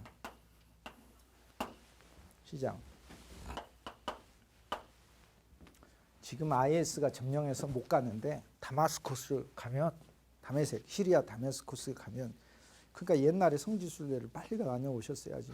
그렇게 가자고 할 때는 핑계대고 뭐 교회 바빠요 뭐 어쩌고 하면서 못 가더니 앞으로 20년간 못 가잖아요. 앞으로 20년. 아니 가시고 싶으면 가셔도 돼. 목숨에 대해 이미 끊었으니까 가서 내가 IS랑 한번 해보겠다 이러고 가셔도 돼 그냥. 그런데 주님은 이렇게 무모한 죽음도 원치 않아요. 뭐 요한처럼 오래 사는 것도 하나님 뜻인 거고, 베드로처럼 일찍 데려가는 것도 주님의 경륜 아래 있지, 뭐 내 마음대로 내가 순교하겠습니다 이런 것도 신앙 아니고, 오래 살겠습니다 이런 것도 아니에요. 그냥 이끄시는 대로 그냥 살겠습니다 하는 것이죠. 이 다마스커스에 가면, 그게 바울이 그 회심할 때 다메섹 인근에서 빛을 보고 말에서 떨어져서 그 회심하는 그 자리에는 이제 바울 회심 기념교회가 서 있고, 다메섹으로 들어가면 구 다마스커스 도시가 있어요. 옛 신 다메섹 도시가 다마스커스가 아니라 구 다메섹, 구 다마스커스 도시가 있는데, 그 우리식으로 하자면 이제 서울이 신서울이 있고 이제 구서울이 있듯이 그 구 다마스커스 안에 보면 직가라고 하는 곳에, 직가가 성경에 나오면 직가라는 건 스트레이트 로드다, 직로다 이 말이에요. 여기 대로가 있고, 직가에서 이렇게 좀 걸어가 가지고 우회전 해가지고 약간 지하로 들어가면 그게 아나니아 집이에요. 그게 아나니아 집에서 바울이 이제 기도를 받아가지고 이제 눈을 떴죠.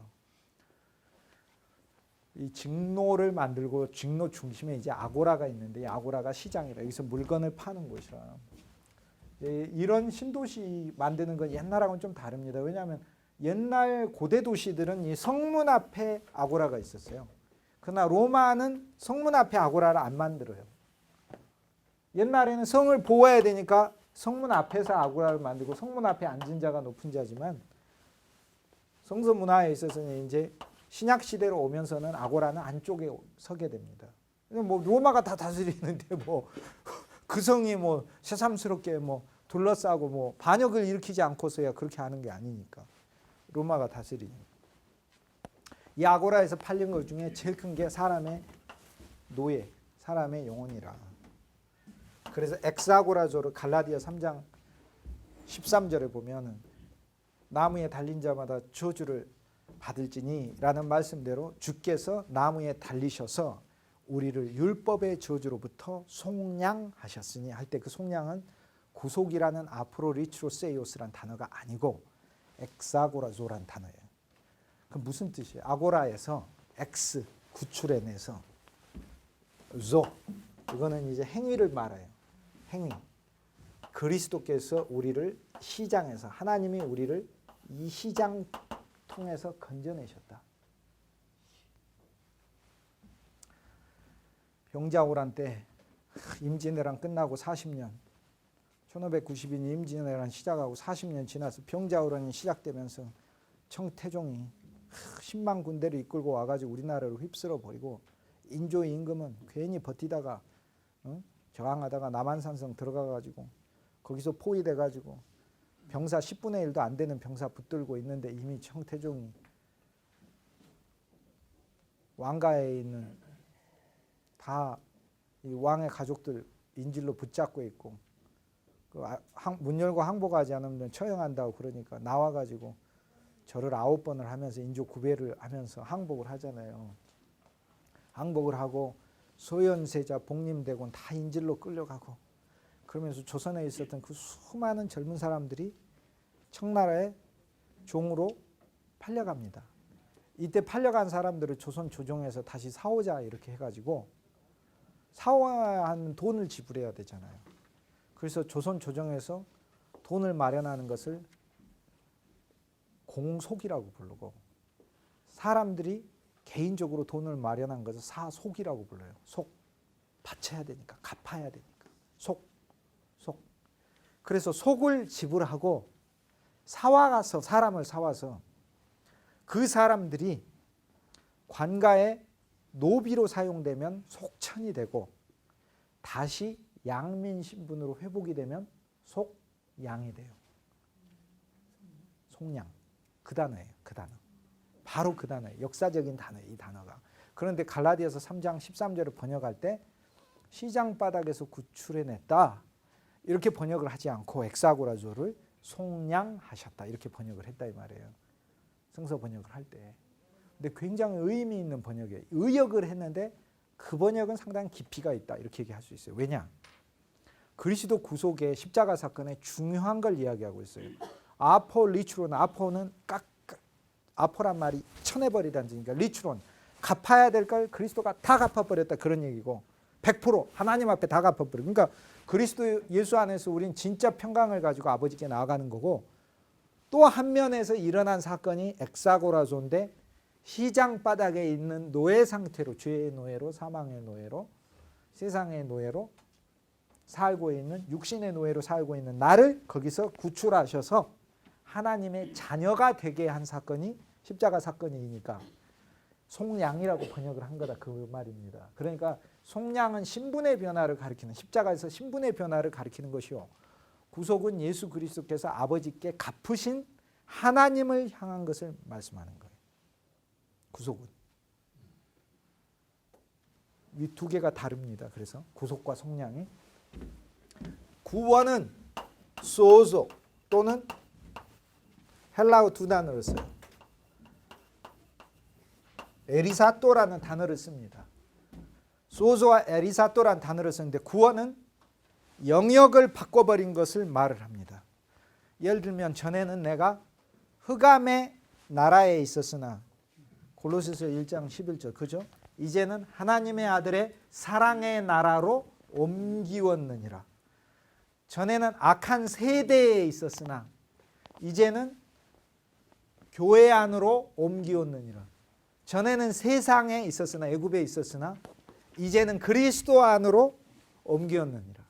전에는 사탄의 손아귀에 있었으나 이제는 하나님 아버지의 섭리 아래 직접적으로 놓이게 이렇게 영역이 옮겨지게 된 것을 구원이라고 부릅니다. 소조.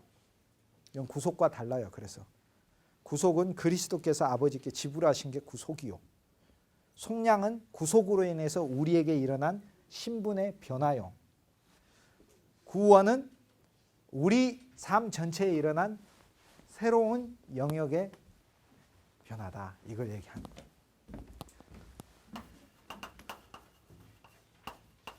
디카이오스, 의인은 하나님 앞에서 우리가 보여야 될 조건을 말하는 겁니다. 의의라는 건 우리가 하나님 앞에서 보여야 될 조건. 그러니까 쉽게 얘기해서 그리스도께서 다 갚으셨는데 여전히 우리가 하나님 앞에 보여야 될 조건이 하나가 있어요. 그게 첫째는 성경이 두 개를 말해요. 실은 이 의의를, 우리가 보여야 될 의의를. 제일 첫 번째가 믿음의 의의요. 그 믿음의 의의는 예수의 피에 근거한 믿음. 왜냐하면 예수의 피가 바로 구속의 징표니까, 다 갚은 징표니까. 그래서 첫째는 예수의 보혈이요. 피로 의롭게 되는 것이요. 두 번째는 행함의 의예요. 이것이 아버지가 우리에게 요구하시는 의다. 그런데 구속의 의는, 예수의 피에 의한 구속의 의는 우리를 영원한 사망으로부터 우리를 건져내준 징표가 되는 예수의 피에 근거한 거지만, 우리의 행함의 의는 실제 하나님의 사역과 하나님의 행정을 위한 의예요. 그러니까 성도가 믿음의 의의를 취하고 행함의 의의가 없으면 빛이 없어요. 하나님께 영광도 없고. 우리는 의의를 두 번 입어야 돼요. 성경이 말하는 바입니다. 그래서 초대교회에 있어서는 믿음의 의만 말하지는 않습니다. 행함의 의도 말해요. 그 다음에 영생은 아까 말씀드린 거로 조에 아이오니스, 영원한이란 뜻이고, 영원, 이건 생명이고, 또 하나는 부활 생명이란 말도 초대교회에서 참 많이 써요. 부활 생명이다. 영생에서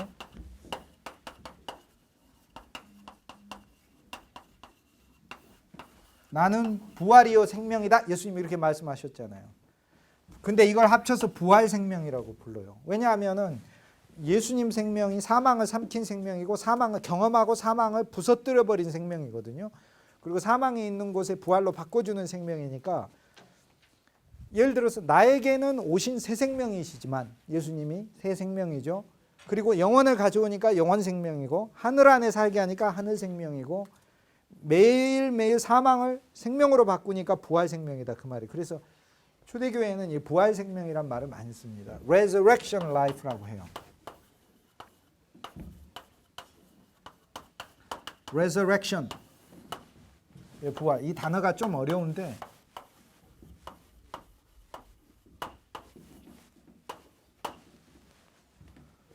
re라는 말은 다시라는 말이고, 수르라는 말은 일어나는 거예요.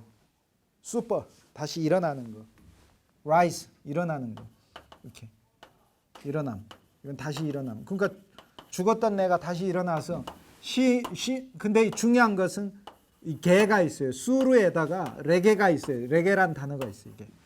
이게 단어가 뭐냐면 통치한다는 뜻이에요. 그러니까 사실상 이 부활 resurrection이라는 단어는 다시 수르, 일어나서 통치한다. 주와 함께 통치한다. 그러니까 부활의 원뜻에 담긴 의미는 그리스도인이 부활했다 이렇게 얘기를 할 때는, 우리도 부활했어요. 이미 부활했어요. 옛사람 죽었고 그리스도 안에서 부활했어요. 이미 부활을 누리고 있어요. 그런데 앞으로 우리에게는 주님이 우리에게 주시는 몸의 부활이 있고, 몸의 부활뿐 아니라 더 나은 부활이 있고, 그것이 이제 기다리고 있는 거죠. 근데 주와 함께 일어나서 레게, 통치한다. 주님의 통치에 참여한다. 이게 이제 원래 resurrection의 원뜻이에요. 그러니까 부활 생명은 resurrection life라고 하는데, 재미있는 것은 이렇게 기독교 역사에 보면은 초대교회에 있어서 부활 생명을 본 분들이 1800년대에 몇몇 분이 있었어요. 그래서 그 찬송 중에 보면은 1800년대에 A.B. 심슨의 찬송가에 보면은 부활 생명을 노래한 찬송이 많아요.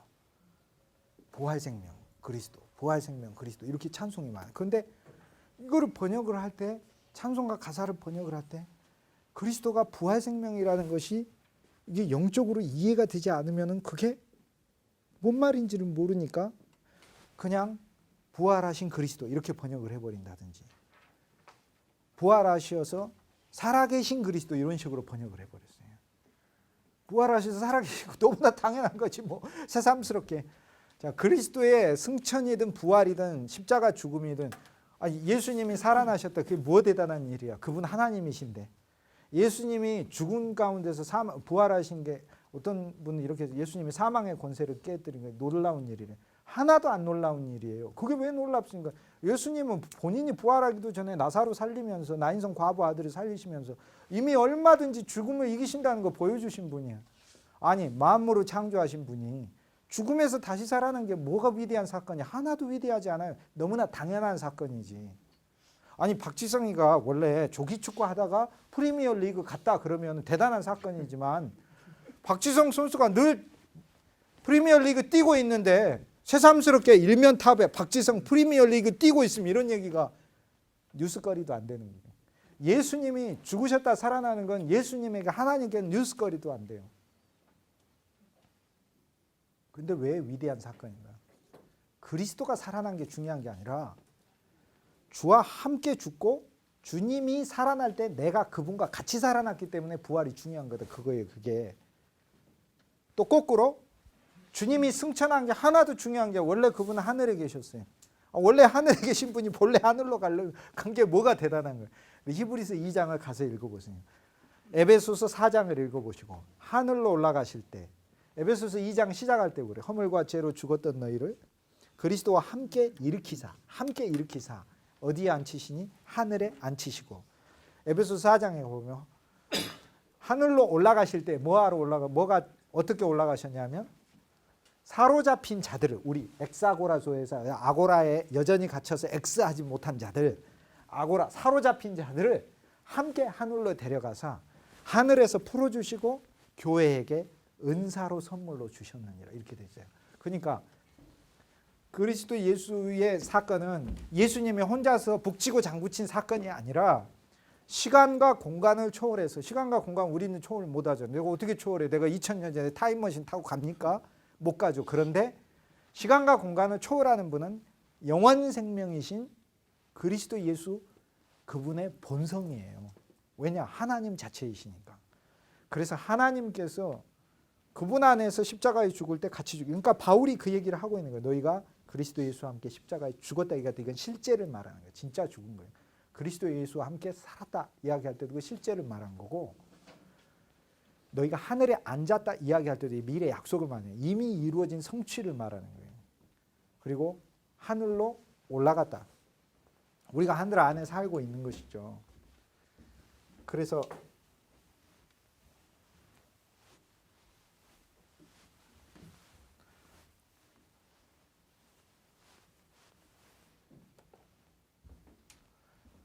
그리스도 예수께서 부활하시고 승천하신 것은 다 우리를 위한 사건이죠. 왜요? 그렇게 하시고 우리한테 선물해 주신 그 차원이 아니라 그분이 부활하실 때 우리가 함께 부활한 거고 시간과 공간은 그분은 초월하시니까 연약한 인간의 죽음만 죽으신 게 아니에요. 그분은 하나님으로서 시간과 공간을 초월해서 모든 창세 전에 그분 안에 예정된 자들을 당신의 죽음 안에 품고 죽는 우주적 죽음을 죽이셨어요. 이게 코스믹 데스, 우주적 죽음인데 이게 초대교회 신학에서 이제 다음 주에 제가 이야기를 할 겁니다. 예수 그리스도의 우주적 사건, 우주적으로 일어난 사건. 이거 얼마나 엄청납니까?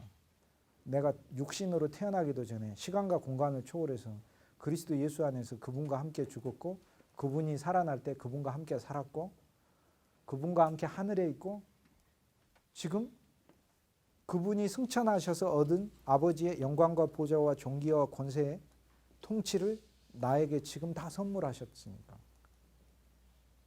이걸 개인에게 선물한 게 아니라 골로새서 1장과 2장에 보면 교회에게 선물했다 이렇게 얘기했어요. 교회에게.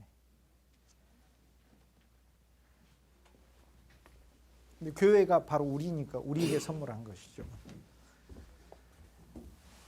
천국은 불교에서 말하는 죽고 나서 가는 그 천국이 아니에요. 초대교회는 그런 개념이 있지를 않아요.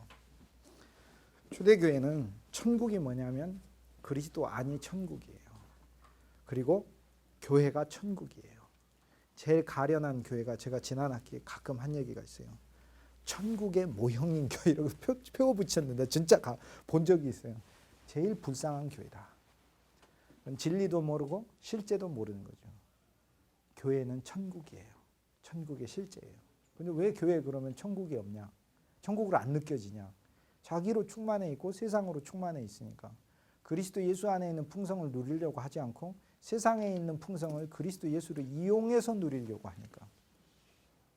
예수 십자가를 모르니까. 그 십자가는 자기를 끝낸 것인데 자기를 끝내지 않고 자기를 표현하는 장소가 교회로 생각하고 있으니까. 그래서 예수 십자가는 갈라디아서 6장 14절에 세상에 죽은 십자가잖아요. 세상이 죽었을 뿐만 아니라 나도 세상에서 죽은 양면으로 처리된 게 예수 십자가예요. 우주적 죽음이에요. 우주적 죽음.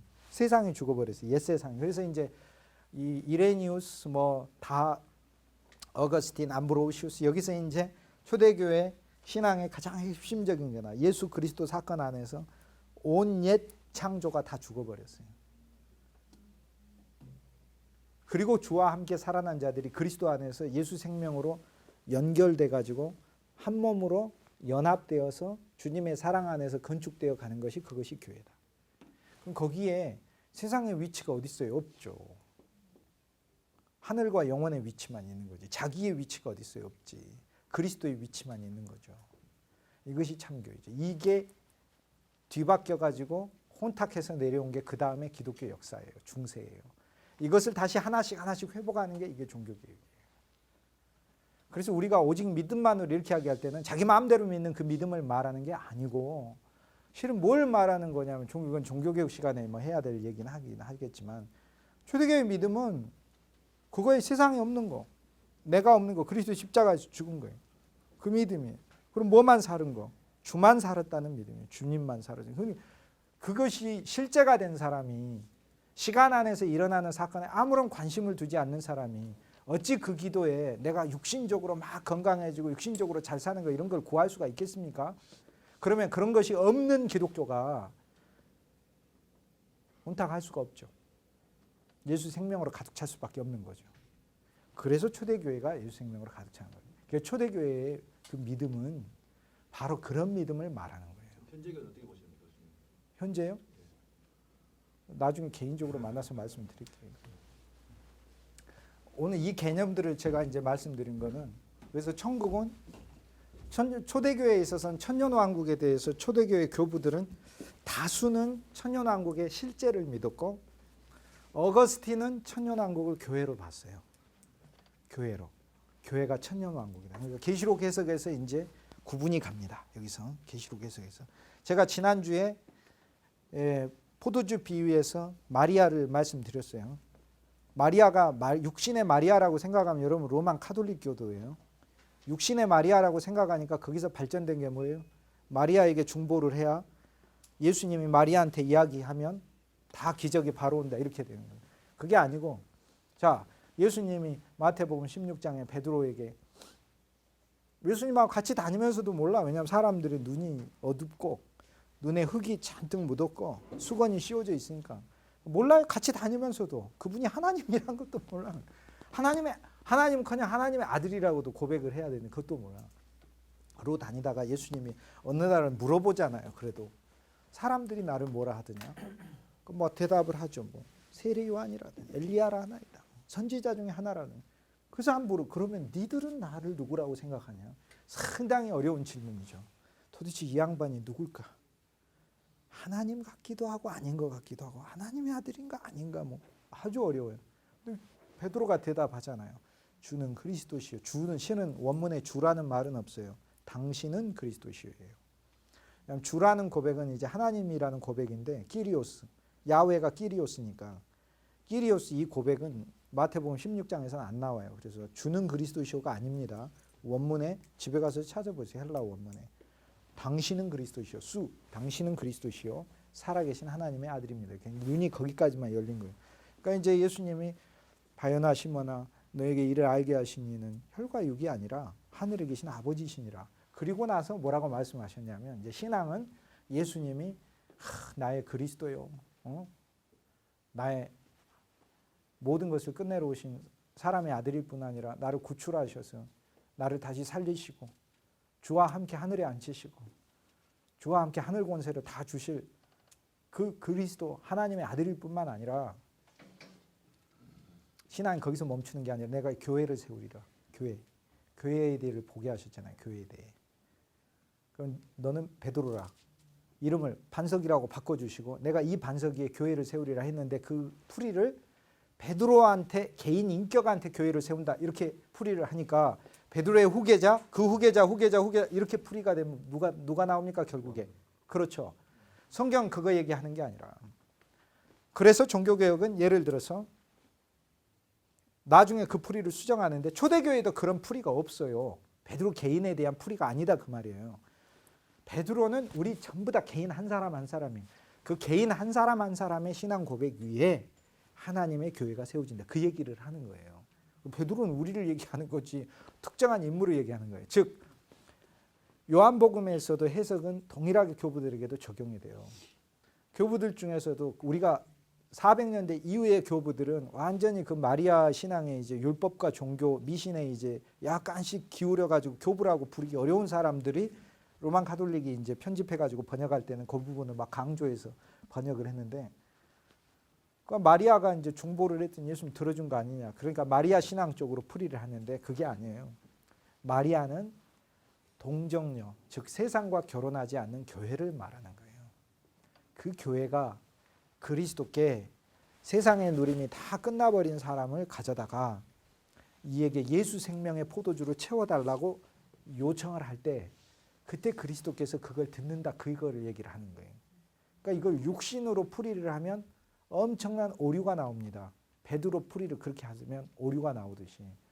그래서 성경에 있어서 초대교회하고 종교교역에 합당한 것은 어느 특정 개인을 중심으로 한 풀이가 아니에요.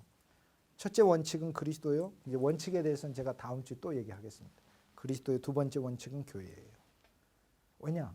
교회가 그리스도의 몸이니까. 그리스도의 몸이니까. 그래서 오늘날 우리가 생각하는 것처럼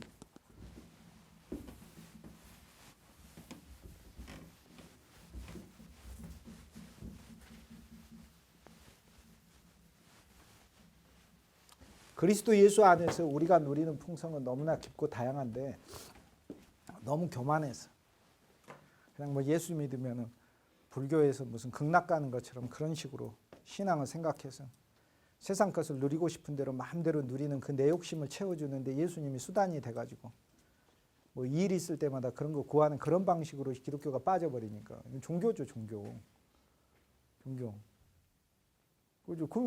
그러니까는 이제 언밸런스가 생기죠 갑자기 삶에 언밸런스가 생기죠. 그 믿긴 그렇게 믿는데 성경을 보면 그게 아니고 그리고는 성경을 봐도 그리스도를 빼버리고 세상 것을 추구하는 방식으로만 얘기를 해버리니까. 근데 초대교회에 있어서는 제가 이걸 말씀드리는 이유는 그들이 그리스도 예수 안에서 일어난 도대체 십자가의 사건이 뭐냐, 그리스도 예수의 구속과 구원과 속량의 사건이 뭐냐에 대해서 정말 깊게 보고 이것을 인식하고 이 안에서 신앙을 설정하려고 했다 이 말이에요. 그러니까 내가 옛날에 삼신 할머니한테 물 떠다 놓고 막 빌던 이 종교성은 나로 하여금 내게 위기가 왔을 때 하나님께 인도하는 끈은 될 수 있지만 그리스도 예수를 믿는 방식은 절대 될 수가 없어요. 그것이 아니에요. 그리스도 예수를 믿는 방식은 그리스도 예수 안에 따로 있어요. 따로. 이것이 성경이 말하는 바고 초대교회는 이제 그 점에 있어서 주님이 하신 일이 무엇인가 그 점에 있어서 치밀하고 치열하고 참으로 그 깊은 부분까지 들어가기를 사모했다 이 말이에요. 사모.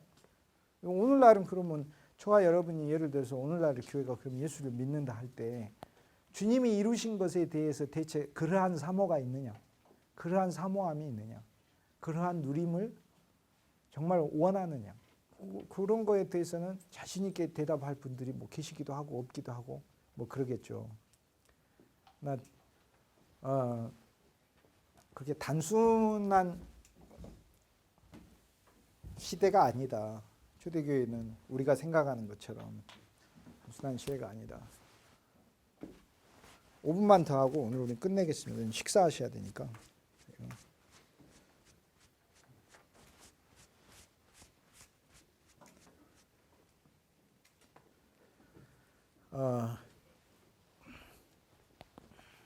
나눠드린 것 중에 다 읽기는 어렵고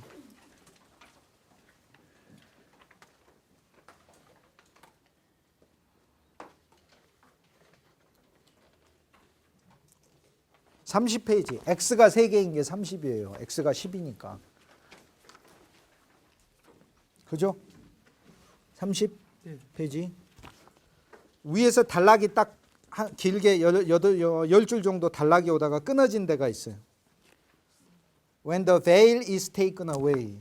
수건이 거두어지면, 수건이 있을 때는 씌워져 있으니까 수건은 율법의 수건이죠. 씌워져 있을 때는 그리스도가 잘 안 보이는데 율법의 수건이 벗겨지면 Christ is revealed. 그리스도는 나타난다. As already present. 이미 존재하시는 분으로서 in the entire Old Testament. 모든 구약 안에서 그리스도는 다 이미 존재하시는 분으로 나타나는 것을 볼 수 있다. 어떻게 해야? 수건이 벗겨져야. 이것이 가장 핵심적인 초대교회 교부들의 성서 해석입니다. 모든 사건은 그리스도 예수를 가리키는 겁니다. 예를 들어볼까요? 아브라함에게 두 아내가 있었습니다. 하나는 사라고 하나는 하갈입니다. 바울이 뭐라고 얘기합니까? 갈라디아서 4장에서 아브라함에게 두 여인이 있다는 것은 무엇이냐?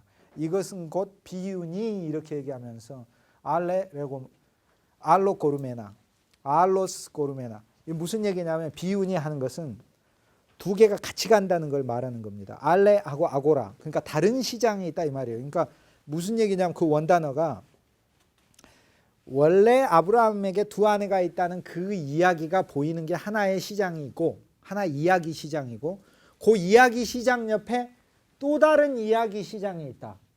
하나님은 이거를 실은 말씀하려고 한다. 지금 그 얘기를 하는 거예요. 그게 바로 바울이 이야기하는 알로스 아고라, 알레 고르메나. 이것은 비유니 할 때 하는 그 단어를 말하는 거예요. 그러니까 구약에 아브라함에게 사라가 있고 하갈이 있다. 그런데 하갈이 나가야 하는 것을 보지 못하느냐? 그렇게 얘기하면서 바울이 뭐라고 합니까? 우리에게는 그리스도 예수를 은혜로 취하여서 그리스도 예수 그분이 내 안에서 그리스도의 영을 주어서 그리스도의 사랑 안으로 우리를 초대하여 그 사랑이 우리 속에서 우리를 감화시켜 우리로 하여금 그리스도 예수 안으로 들어가게 하는 그것이 은혜의 길이고 또 하나는 율법인데 명령을 주고 자기의 노력과 자기의 의지로 막 지켜보려고 하는 그 율법적인 것에서 하갈은 나가야 한다는 것을 알지 못하느냐 이렇게 얘기를 하는 거죠. 이 원칙이 교부들에게 있어서는 전체 성경을 해석하는 원칙이에요. 전체. 또 하나 기절은 고린도전서 9장 9절. 고린도전서 9장 9절. 일하는 소에게 멍에를 씌우지 말라 하였으니 이 어찌 소에 관한 말씀이냐 이렇게 얘기를 했어요.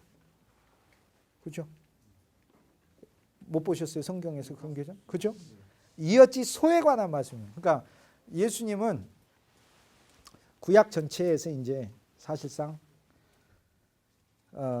이 말씀은 그렇죠. 동물 보호하시는 분들이 참 좋아하는 말씀이죠. 일하는 소한테는 막 망을 씌워버리면 타작마당에서 그 무거운 맷돌 막 계속 뱅뱅뱅뱅 돌아가면서 그 돌들 굴려가지고 알곡을 타장하는데 그거 먹는 거 아까워가지고 그거 못 먹게 하려고 입 막아버리고 이제 얼마나 잔인해.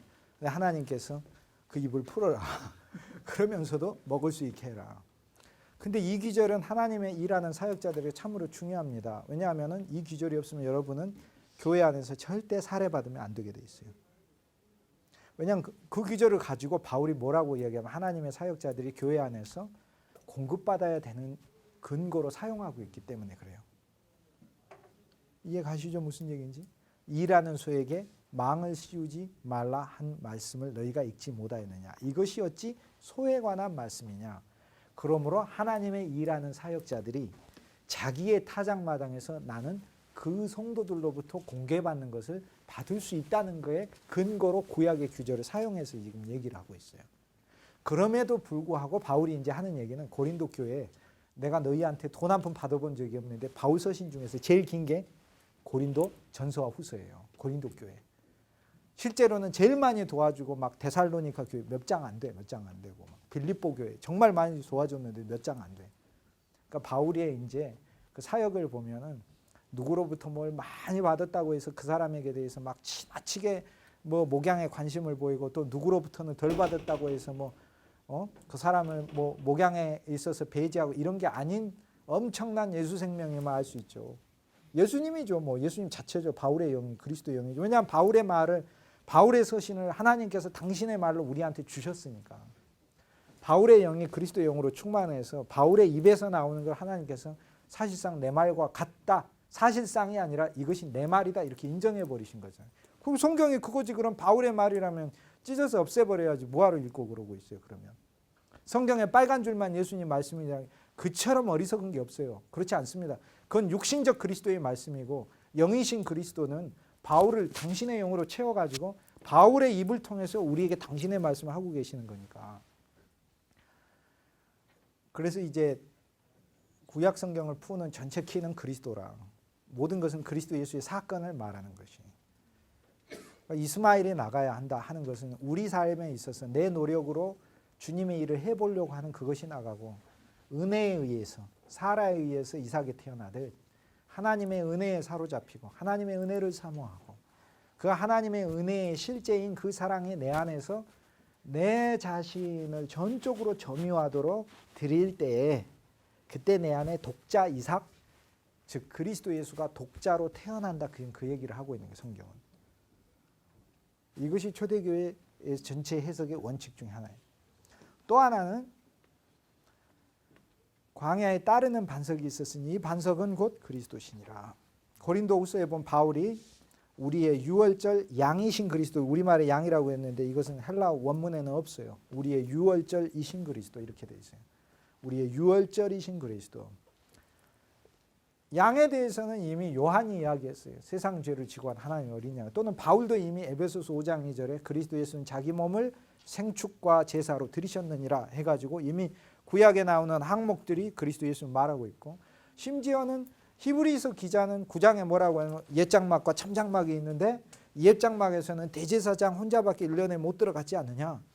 그래서 율법 아래서는 대제사장을 통해서만 오히려 그 혼자만이 들어갔고, 육신의 대제사장은 눈으로 보이는 참장막의 모형이 거기만 들어갔지만 그리스도 예수께서 십자가에서 죽으실 때는 보이지 않는 참장막이 쫙 펼쳐졌는데 그리스도 예수께서 우리의 대제사장이 되셔서 당신의 피를 가지고 지성소의 아버지 보좌까지 들어갔느니라. 이게 히브리서 기자의 얘기죠. 근데 예수님이 원래 아버지 품 안에 간 게 뭐 대단한 사건? 하나도 대단한 게 아닌데 그리스도 예수 안에 우리가 포함되어 예수의 피에 의해 거기까지 갔다는 게 우리한테 복음이다 그 말입니다. 그러니까 이것이 나중에 이거를 이제 재발견한 사람인 게 칼빈이에요. 왜냐하면 그래서 칼빈의 신학 중에 어떤 용어가 나면 프로노비스, 우리를 위한 그리스도, 크리스토스 프로노비스, 그리스도 사건은 다 우리를 위한 것이다니까. 그러니까 제일 어리석은 사람이 예수님 사건, 예수님 혼자 일으킨 걸로 보는 것이 제일 어리석은 거고, 그리스도가 일으키신 모든 사건은 우리를 위할 뿐만 아니라 우리가 그 안에서 포함되어 그 사건 자체가 나를 위해서 해주는. 그러니까 나는 죽었다가 못 살아나니까 주님이 나와 함께 나를 죽이시고 난 죽고 싶지도 않으니까 옛사람으로 충만해서 옛사람만 온전히 표현하고 살고 싶은데 옛사람을 못 죽이니까 그리스도께서 십자가에서 옛사람을 죽여버리시고 나를 위해서 그러니까 할 수 없이 안 죽어도 되는 분이 대신 죽었다 그 말이죠. 그 복음인 것이죠. 그것이. 그리고 나 혼자서는 죽었다가 못 살아나시니까 할 수 없이 나를 당신 안에 담고 당신이 죽으셨다 당신이 살아났고, 당신은 원래 하늘에 원래 계시고 하늘 자체이시고 하늘로 수시로 왔다 갔다 하실 수 있는 분이고 하늘보다 더 높으신 분인데 나 혼자서는 절대 하늘에 못 가니까 당신이 나를 포함시켜서 하늘로 데려가신 거죠. 그래서 이것이 그리스도께서 하신 것은 전부 다 프로노비스, 프로라는 건 for라는 말이고 노비스는 라틴어로 우리라는 뜻이에요. 우리를 위한 그리스도. 우리를 위한 그리스도. 그러니까 예수님 십자가 보면서 돌아가셨네 하면서 눈물 흘리면서 불쌍한 길거리에서 죽은 노숙자 죽음처럼 그렇게 눈물 흘리는 사람 주 예수의 십자가를 모르는 거예요. 야, 저 죽음이 나의 옛사람을 끝낸 죽음으로 알면은 할렐루야 아멘밖에 안 나와요. 할렐루야 아멘밖에 안 나온다고요. 감사와 찬양밖에 안 나온다는 거예요. 그게. 그럼 구약에 나오는 전체 항목들은 그리스도라. 그리스도로 풀이하는 거예요. 다 그리스도로. 이제 두 주 후부터는 모르겠어요. 다음 주에 창세기 1장 할 겁니다만은 이제 이레니우스를 이제 저희가 보아야 이레니우스, 암브로시우스, 오리겐, 어거스틴 전체 그들이 도대체 무엇을 말하고 했는지, 무엇을 말하려고 했는지, 초대교회는 도대체 왜 믿었는지 이걸 알 수 있게 되죠. 인자의 살을 먹고 마시라고 했는데요. 이거를 성경에도 설교에도 적용을 하면 설교에 그리스도가 있어야죠. 우리는 하나님 믿는 사람이 아니고 그리스도 예수 안에 있는 하나님을 믿는 사람이에요. 그리스도 예수 바깥엔 하나님이 없어요. 왜냐하면 골로새서 1장 예수 그리스도께서 아버지의 충만이라고 했거든요. 충만. 그 풀리스의 전체. 플레나리. 완전히 완전. 그리스도 바깥에는 하나님의 1%도 없어요. 그리스도 안에 하나님의 100%가 있어요. 그러니까 성경의 모든 말씀 속에서 그리스도 예수를 말해내고 그리스도 예수를 발견하고 그리스도 안에서 발견되어져야 되고 그리스도 예수를 증거하고 그리스도 예수로 사람들이 이끌어내야. 그러니까 에베소서 1장 10절 만물을 그리스도 예수 안에 통일시키려 하려 함이라. 근데 7절에 예수의 피 안에서 구속함을 받은 상태로만 있으니까 9절에 하나님의 경륜을 모르고 하나님의 경륜이 그리스도 예수 안에 우리가 다 통일되는 것이다. 내 삶도 사고도 내 자체, 내 우주도, 내 세계도, 내 사역도, 내가 성경 보는 눈도, 성경을 이해하는 전체도 내가 스스로 그리스도를 이해하는 게 아니라 그리스도가 그리스도를 통해서 내 안에서 성경을 그리스도, 말씀이신 그리스도, 영이신 그리스도가 내 안에서 말씀이신 그리스도를 취해서 발견하게 하는 것이라. 그러니까 그게 초대교회 신앙에 아까 제가 말씀드렸던 생명과 영과 그리스도와 이것들이 전체가 일어나 나에게 도대체 어떤 사건을 일으켰는가. 이것들을 보고 누린 시대가 그게 바로 초대교회였어요. 그러니까 이게 사실 낯설면 안 됩니다. 이건 낯선 게 아니라 우리가 매일매일 하나님 앞에 감사해야 되고 찬양해야 될 주제들이죠. 구속함을 받은 것, 구원함을 받은 것. 아직 근데 구원을 온전히 못 받았잖아요. 악한 세상으로부터 구원 못 받고. 여전히 세상에 매여 있으니까. 그러나 그리스도께서는 이미 옮겼다고 했으니까 옮긴 것을 믿음으로 취하고 내 안에 아직 세상에 남아있는 걸 주님께 늘 돌이키는 게 이제 신앙인 거죠. 그리스도께서 나로 하여금 죄의 권세로부터 구출하셨다고 하는데 그 믿음으로 취하고 여전히 나에게 죄의 권세에 매여 있는 부분이 있으면 주님께 돌이켜서 주님이 실제 이루신 사건이 나한테서 적용되게끔 주께 구하는 것이죠. 그런데 그 모든 것들을 일으키시는데 넉넉히 이기게 하시는 그 비결이 그리스도의 영에 의한 것이라. 하나님의 거룩한 영에 의한 것이라. 성령, 거룩한 영. 그러니까 20세기의 성령은 머릿속에서 지워버리세요. 갑자기 돌출된 성령이에요. 저는 믿질 않습니다. 20세기 신학은 믿질 않아요. 정말로 라우디게하고 똑같아 이렇게 생각하시면 될 것 같아요. 왜냐하면은 그렇게 예수 믿어서 행복하지도 않고 이 시대가 칭찬 들을 만한 시대도 아니기 때문에 행실만 말하는 게 아닙니다. 도대체 무엇에서나 그거는요. 그 사람 속에 들은 것에서 나올 수밖에 없어요. 그 사람 속에 땅밖에 안 들어있으면 땅 얘기밖에 안 하고 그 사람 속에 골프 들어있으면 골프 얘기밖에 안 하고 그 사람 속에 돈 들어있으면 돈 얘기밖에 안 하는 거예요. 근데 그 사람 속에 그리스도 들어있으면 그리스도밖에 얘기 안 하는 거예요. 그것이 초대교회였다. 초대교회였다. 그러면은 여러분이 설교하고 증거할 때 창세기를 펴도 그리스도를 얘기를 해야 하는 거예요. 출애굽기를 펴도 그리스도를 얘기하는 거, 레위기를 펴도 레위기 제사가 뭐 레위기 예수 십자가의 제사 아니에요. 예수님이 에베소서 5장 2절에 자기를 생축같이 해서 예수님 번제구나. 예수님 번제로 죽으셨다 그래서 히브리서 9장에. 화목제구나. 요한일서 2장에 보세요. 예수 그리스도의 화목 제물이 되셨다고 하셨어요.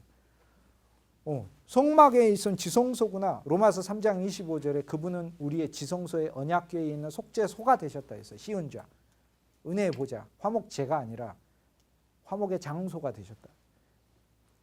다 얘기하잖아요. 그분은 소재이시잖아요. 하늘의 미랄로서 죽으셔서 많은 알곡을 맺었으니까 다 그리스도 예수 그 부활의 첫 열매가 소재 다 소재이신.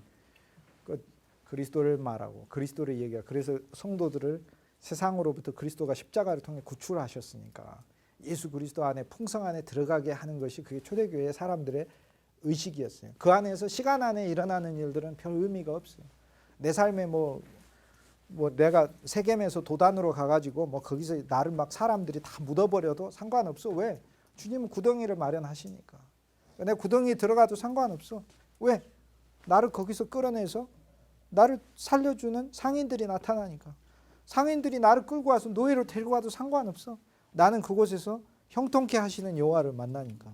시간 안에 사건 아무 의미가 없단 말이야. 난 거기서 내가 비록 형통하다가 갑자기 나를 모함하는 사람 만나서 내가 감옥에 가도 상관없어.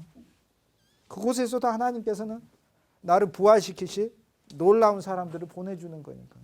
그러니까 시간 안에 사건에 막 매여가지고 이렇게 하는 것이 아니다. 왜냐면 영원을 사니까 하늘을 살고. 그러니까 제가 왜 이제 지난주하고 이번 주에 이걸 강조하냐면 우리가 큰 오해를 하나 하고 있는 점이 있어서 그래요. 초대교회가 자기 열심으로 막 잘 믿은 시대라고 생각하니까 그래요. 노, 전혀 아니에요. 전혀 아닙니다. 어떤 한 사람도요 열심으로 믿은 사람 없어요. 열심은 없어요. 아예. 초대교회 교부들을 보면 엄밀히 이야기하면요 성경 읽은 사람들이 아니에요. 성경이 그들을 읽어버린 사람들이지. 그러니까 그 인간 본성 안에서 참 하고 싶지 않은 나를 느끼는데 동시에 도저히 안 하면 안 되게 되는 내 속에 어마어마한 드라이브, 그것이 바울이 뭐라고 하냐면 사로잡혔다 그렇게 얘기를 하는 거예요. 사로잡혀 버렸다. 그래가지고 끌고 다니는, 그래가지고 전도를 했는데 그럼 바울이 막 내가 그러면 몇만 명 전도했으면 이런 말을 할 수 있습니까? 자기가 한 게 아닌데 누가 했어요? 그러니까 저기서 그리스도가 이제 그러니까 바울의 언어는 실제 언어다 이 말이에요. 그래서 사실 이것이 우리 사역에 적용되면요 진짜로 한 사람 한 사람 주님에 의해서 귀하게 사용받을 수 있어요. 하나 간단해요. 그리스도 예수로 나를 통일시켜 버리면 돼요. 성경을 읽어도 주님을 발견하고 주님으로 만족하고 주님이 이룬 사건에 대해서 다 알면요 행함이 안 나올래야 안 나올 수가 없어요. 그 사람에게 세상과 내가 간 데가 없는데 어찌 하나님의 교회를 사랑하고 섬기고 어찌 주를 위해서 아낌없이 애쓰고 힘쓰는 것이 안 나올래야 안 나올 수가 없는 것이죠. 이것이 바로 율법에서 나온 신앙이 아니라 그리스도 예수의 은혜에 의한 신앙이에요. 그래서 은혜를 말을 할 때는 어설프게 아는 은혜가 아니라 어설프게 은혜를 죄만 용서해 그런 차원이 아니에요. 그리스도 예수께서 십자가에 이루신 거. 모든 죄를 과거뿐만 아니라 나의 인생 자체를 사면해 주신 거. 죄의 권세를 부셔버리신 거. 율법의 저주에서 나를 구출하신 거. 율법에 대하여 나의 옛사람을 죽게 해버리신 거. 옛 창조를 끝내버리신 거. 예수의 피로서 나를 덮으실 뿐만 아니라 그 피를 마음에 뿌려가지고 의의 징표로 삼고 그 피에 의해서 아버지의 품 안에다가 위치시켜버리신 거. 상상할 수가 없어요. 그리고 그 피를 계속해서 영적으로 나로 하여금 마실 수 있게 하시는 거. 그러니까 그리스도께서 옛세상도 끝내버리시고 세상 자체도 묻어버리시고 사탄의 권세도 밟아버리시고 그건 사탄은 계속해서 내 발 뒤꿈치는 물죠. 평생 동안. 날 무는 거예요. 평생 동안. 그러나 나는 오히려 거꾸로 그리스도 안에서 이제 밟아버리는 그러니까 이런 것들이 우리가 생각할 때는 그 생각이나 관념으로 그렇게 믿은 건가 이렇게 생각 그게 아니라 그들에게는 이 전체가 실제였다 이 말이에요. 실제 전체였다. 그러려면 이게 인식이 바뀌어야 됩니다. 앞 시간에 제가 얘기했듯이 그림자하고 실제가 바뀌어야 돼요. 다 그림자들이에요. 눈에 보이는 거. 이게 제가 그림자예요. 저는 사람. 여러분도 그림자고.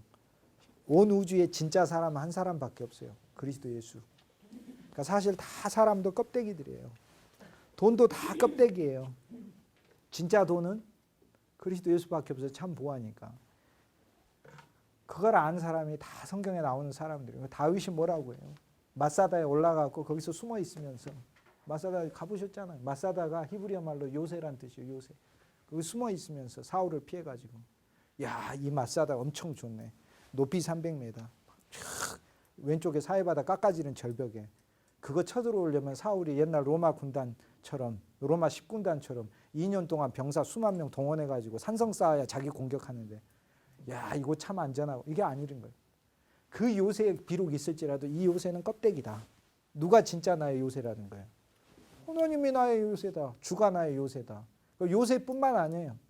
요새에서 지키는 파수꾼이 누군 거예요? 하나님이신 거예요. 하나님 나의 파수꾼. 파수꾼뿐만 아니에요. 파수꾼이 들고 있는 방패조차도 누구인 거예요? 하나님이에요. 여호와는 나의 방패시니. 파수꾼이 공격하는 창조차도 하나님이신 거예요. 하나님은 나의 창이시고 무기시니. 하나님 나의 병기시라고 그러잖아. 그뿐 아니에요. 그 캄캄한 요새에서 걸어다니는 길이 누구예요? 하나님이에요. 내가 그 요새에서 안전한 길 걷지만 실은 이것은 껍데기고 나는 진짜 여호와가 내 길이다. 여호와는 내 길이요 길에 있는 등이요 등에서 비추는 빛이요 병기이고 병기일 뿐 아니라 병기를 들고 서 있는 그들 방패이시고 방패일 뿐 아니라 방패를 들고 있는 파수꾼이고 파수꾼이 있는 요새시다. 그것이 성경이에요. 그것이. 그래서 껍데기하고 실제를 이렇게 바꾸는 것이 우리한테는 필요합니다. 그래야만 초대교회를 이해해요. 안 그러면은 초대교회 껍데기밖에 못 봐요. 그냥 뭐 모이기에 힘썼다느니 뭐 열심히 그냥 교회에 모였다느니 뭐 주를 위해서 그냥 목숨도 아끼지도 않고 죽었다 이런 정도 수준밖에 못 보는 것이라. 절대 그거 아니에요. 인식 자체가 바뀌어야 돼요. 영원, 생명, 영, 그리스도 그거 외에는 없어요. 그 사람들이 없어요. 그걸 위해 근데 주님은 처음부터 뭐 우리가 그럼 처음부터 그렇게 되기는 못하죠. 왜냐하면 베드로 처음에 만나자마자 예수님이 어이 빨리 순교하러 가야 돼. 너 이러면은 누가 따르 안 따르지. 그러나 그리스도 예수의 아름다움에 매혹되다 보니까 나중에는 예수님밖에 안 남잖아요. 그것이 신앙이라 사실상 사역하는 자들은 견인하고 이 이끌어내서 벳세메스로 가는 황소처럼 이렇게 끌어내가지고 그리스도 앞에 다 번제로, 소제로, 화목제로 다 드려질 때 그게 이제 행복한 거죠. 그리스도인은 그때가 행복하다. 초대교회 교인들 그래서 행복한 거죠. 오늘은 여기까지 하도록 하겠습니다.